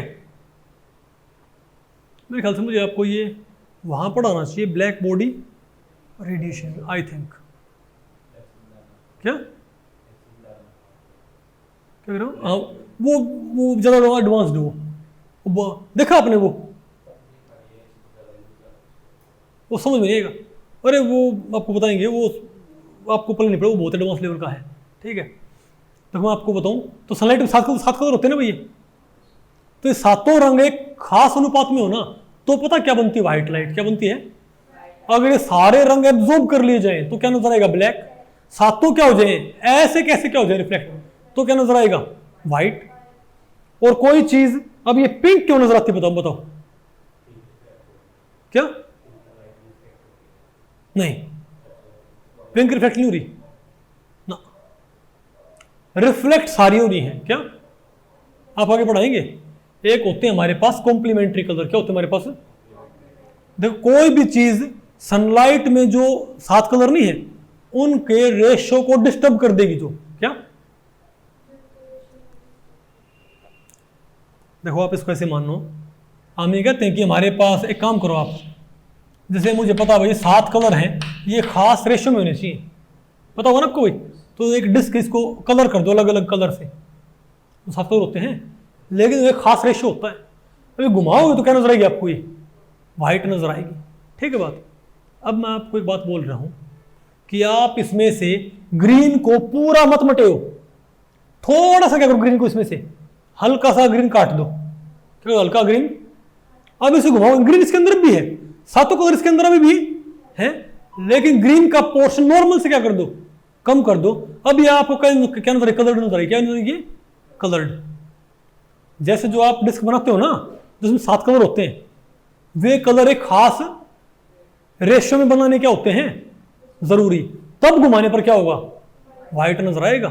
अगर आपने उसमें से एक पोर्शन एक्सेप्शनली क्या कर दिया बड़ा, फॉर एग्जांपल आपने कलर सातों रखे लेकिन रेड कलर बहुत ज्यादा कर दिया बड़ा सेक्टर, और बाकी 6 कलर छोटे सेक्टर में कर दिए, घुमाने पर आपको ये रेडिएशन नजर आएगी। अब नहीं समझे बात? तो जरूरी नहीं होता कि भाई सारे कलर क्या उसके अंदर, वो कलर वो रिफ्लेक्ट करता ना, कलर वो रिफ्लेक्ट नहीं करता होता, वो तो क्या होता है कॉम्प्लीमेंट्री कलर, क्या होता है। तो अगर मैं ये कहता हूं, अब एक सिंपल डायग्राम होता है, मैं आपको बताऊं ये क्या होता है, V B G Y O R, क्या? हालांकि इसके अंदर इंडिगो नहीं है लेकिन देसी तरीका है। ये कहता है अगर कोई येलो को एब्जॉर्ब कर लेता है सनलाइट में से, किसको? जरूरी नहीं इसको सारा येलो एब्जॉर्ब कर लेना, वो येलो भी क्या करेगा रिफ्लेक्ट करेगा। तो भी नहीं कहते हो कि भाई अगर कोई चीज वॉयलेट नजर आएगी तो वॉयलेट कलर रिफ्लेक्ट कर रही है। आप क्या बोल रहे थे? अगर कोई चीज वॉयलेट नजर आ रही तो क्या होगी? वॉयलेट कलर वो रिफ्लेक्ट कर रही है ना, वो वॉयलेट का रिफ्लेक्ट नहीं कर रही। अब पता क्या कर रही है, उसने येलो कलर निकाल लिया, रिफ्लेक्ट वो क्या कर रही है, ग्रीन भी, ब्लू भी, ऑरेंज भी, रेड भी और वॉयलेट भी। नहीं आपको लेकर उसने क्या निकाल लिया, बोलो उसने, अगर कोई सनलाइट क्या निकलता है, येलो निकाल लेता ना, येलो निकाल ले थोड़ा, तो जिस अनुपात में येलो पड़ा था उस अनुपात में येलो रिफ्लेक्ट होके नहीं आ रहा। येलो है लेकिन उसका अमाउंट क्या हो गया, उसकी मात्रा क्या होगी येलो की, कम होगी, क्योंकि येलो। तो बाकी जो कलर बचे हुए हैं ना, बाकी जो 6 कलर बचे हुए हैं प्लस थोड़ा बहुत जो येलो है, वो सारे मिलके क्या बनाएंगे, वॉयलेट। नहीं आपको समझ में, तो रिफ्लेक्ट सारे हो रहे हैं, वो तो मिक्सचर क्या इनको बोलते हैं, कॉम्प्लीमेंट्री कलर। क्या बोलते हैं इनको। तो अगर कोई चीज रेड नजर आ रही ना, तो रेड से नहीं है कि उसने सिर्फ रेड रिफ्लेक्ट किया ना, इसका मतलब क्या है, अगर कोई ग्रीनिश कलर निकाल लेती है कोई चीज, क्या तो और ग्रीन को उसने रिफ्लेक्ट भी किया है, लेकिन जितना ग्रीन पड़ा था उतना ग्रीन रिफ्लेक्ट होके ग्रीन का मात्रा, ग्रीन की अमाउंट क्या होगी, कम होगी। नहीं आपको समझ में, तो उसने रिफ्लेक्ट कौन से किए हैं, उसने रिफ्लेक्ट सारे किए हैं, उसने रिफ्लेक्ट वॉयलेट भी किया है, ब्लू भी किया है, ग्रीन भी किया है, इवन येलो भी किया है। क्या सॉरी, ग्रीन भी किया है, येलो भी किया है, और ये ऑरेंज भी किया है, रेड भी किया है। लेकिन उसने अगर ग्रीन थोड़ा सा कम रिफ्लेक्ट किया है, ग्रीन थोड़ा एब्जॉर्ब कर लिया, जितना ग्रीन आया था उतना वापस नहीं आ रहा, तो जो मिलके जो कलर बनेगा ना, वो किसका कैसा नजर आएगा आपको। इसका मतलब नहीं कि रेड उसने रिफ्लेक्ट किया ना, रिफ्लेक्ट उसने कौन से किए, सारे किए, बस आगे पसंद है, उसको बोलते कॉम्प्लीमेंट्री कलर। ओके, ये छोटे बच्चों पढ़ाते हैं, नहीं आपको समझ में। तो कोई, तो हम क्या बोलते, तो कोई चीज कलर कैसे नजर आती है, अगर कोई चीज खुद की अपनी कोई कलर रेडिएशन एमिट नहीं कर रही, अगर कोई ऑब्जेक्ट अपना खुद का कोई कलर रेडिएशन एमिट नहीं कर रहा, और आपको पता है हमारे अराउंड जो भी चीजें रखी हुई ना, ये सब कुछ रेडिएशन एमिट कर रही है, हमारे अराउंड हर चीज क्या एमिट कर रही है, लेकिन वो कहां एमिट हो रही फिलहाल। अगर कोई बहुत ये ट्यूब वगैरह छोड़ दे ना, तो ट्यूब वगैरह छोड़ दो, सूरज छोड़ दो, सनलाइट छोड़ दो, बल्ब छोड़ दो, इनको छोड़ के अरे ये टेबल बोर्ड ये सब कुछ क्या एमिट कर रहे हैं, घड़ी सब क्या एमिट कर रहे हैं, रेडिएशन। लेकिन वो कहाँ एमिट कर रहे हैं, इंफ्रारेड रीजन में, तो हमको नजर नहीं आते। समझ गए बात। बल्ब जलाने पर कलर नजर क्यों आते हैं, क्योंकि खुद का कलर नहीं है कुछ भी, लेकिन जब इसके ऊपर क्या पड़ती, सनलाइट क्या पड़ती है इसके ऊपर, व्हाइट लाइट पड़ती है ना इनके ऊपर, इसके ऊपर, इसके ऊपर, तो वो रिफ्लेक्टेड लाइट से क्या होते हैं, कलर नजर आते हैं। और कैसे, अगर किसी चीज के ऊपर सनलाइट के कलर, सनलाइट में सारे कलर होते हैं ना, अगर सनलाइट में कलर जिस रेशो में है, उसी जिस रेशो में कलर पड़ रहे हैं सनलाइट के, उसी रेशो में रिफ्लेक्ट हो क्या रहे हैं, तो वो चीज मुझे क्या नजर आएगी, व्हाइट। अगर सारे एब्जॉर्ब हो गए तो ब्लैक। लेकिन अगर उनमें से एक भी कलर क्या हो गया, एब्जॉर्ब हो गया, चाहे थोड़ा चाहे ज्यादा, तो रिफ्लेक्टेड जो कलर होंगे ना, वो मिलके व्हाइट नहीं बना पाएंगे। जैसे अगर कोई हल्का सा क्या निकाल लेगा, ग्रीन, हल्का ग्रीन, मोस्टली ग्रीन भी क्या कर दिया रिफ्लेक्ट, लेकिन थोड़ा ग्रीन निकाल लिया, तो अब ग्रीन का अमाउंट क्या होगा मिक्सचर में, कम हो गया ना, तो रिजल्ट क्या मिलेगा मुझे, हल्का रेड। क्या मिलेगा, अगर खूब ग्रीन निकाल लिया तो डीप रेड, और खूब ग्रीन निकाल लिया, अगर ग्रीन ये मान लो 100 अमाउंट थी ग्रीन की, 98 निकाली, 2 छोड़ दी, जा भाई 2 ग्रीन, नहीं आपको तो पता, आपको बहुत डीप रेड। अब समझे बात, जो शेड होती है कलर कलर की होती है, नहीं आपको समझे, ये सारा आपको भी पढ़ाएंगे, डिटेल्ड कब पढ़ाएंगे, लेकिन आपको ब्लैक बॉडी रेडिएशन के अंदर। तो ये क्या आपकी इलेक्ट्रोमैग्नेटिक वेव थ्योरी, आसान है कि मुश्किल है। तो भाई इस लेक्चर में इतना ही। अगर इस लेक्चर के बारे में आपके कुछ प्रश्न या सुझाव हैं तो आप मुझे नीचे कमेंट सेक्शन में पूछ सकते हैं, मैं उनके उत्तर देने की पूरी कोशिश करूंगा। तो ठीक है, मिलते हैं अगले लेक्चर में, तब तक के लिए नमस्ते।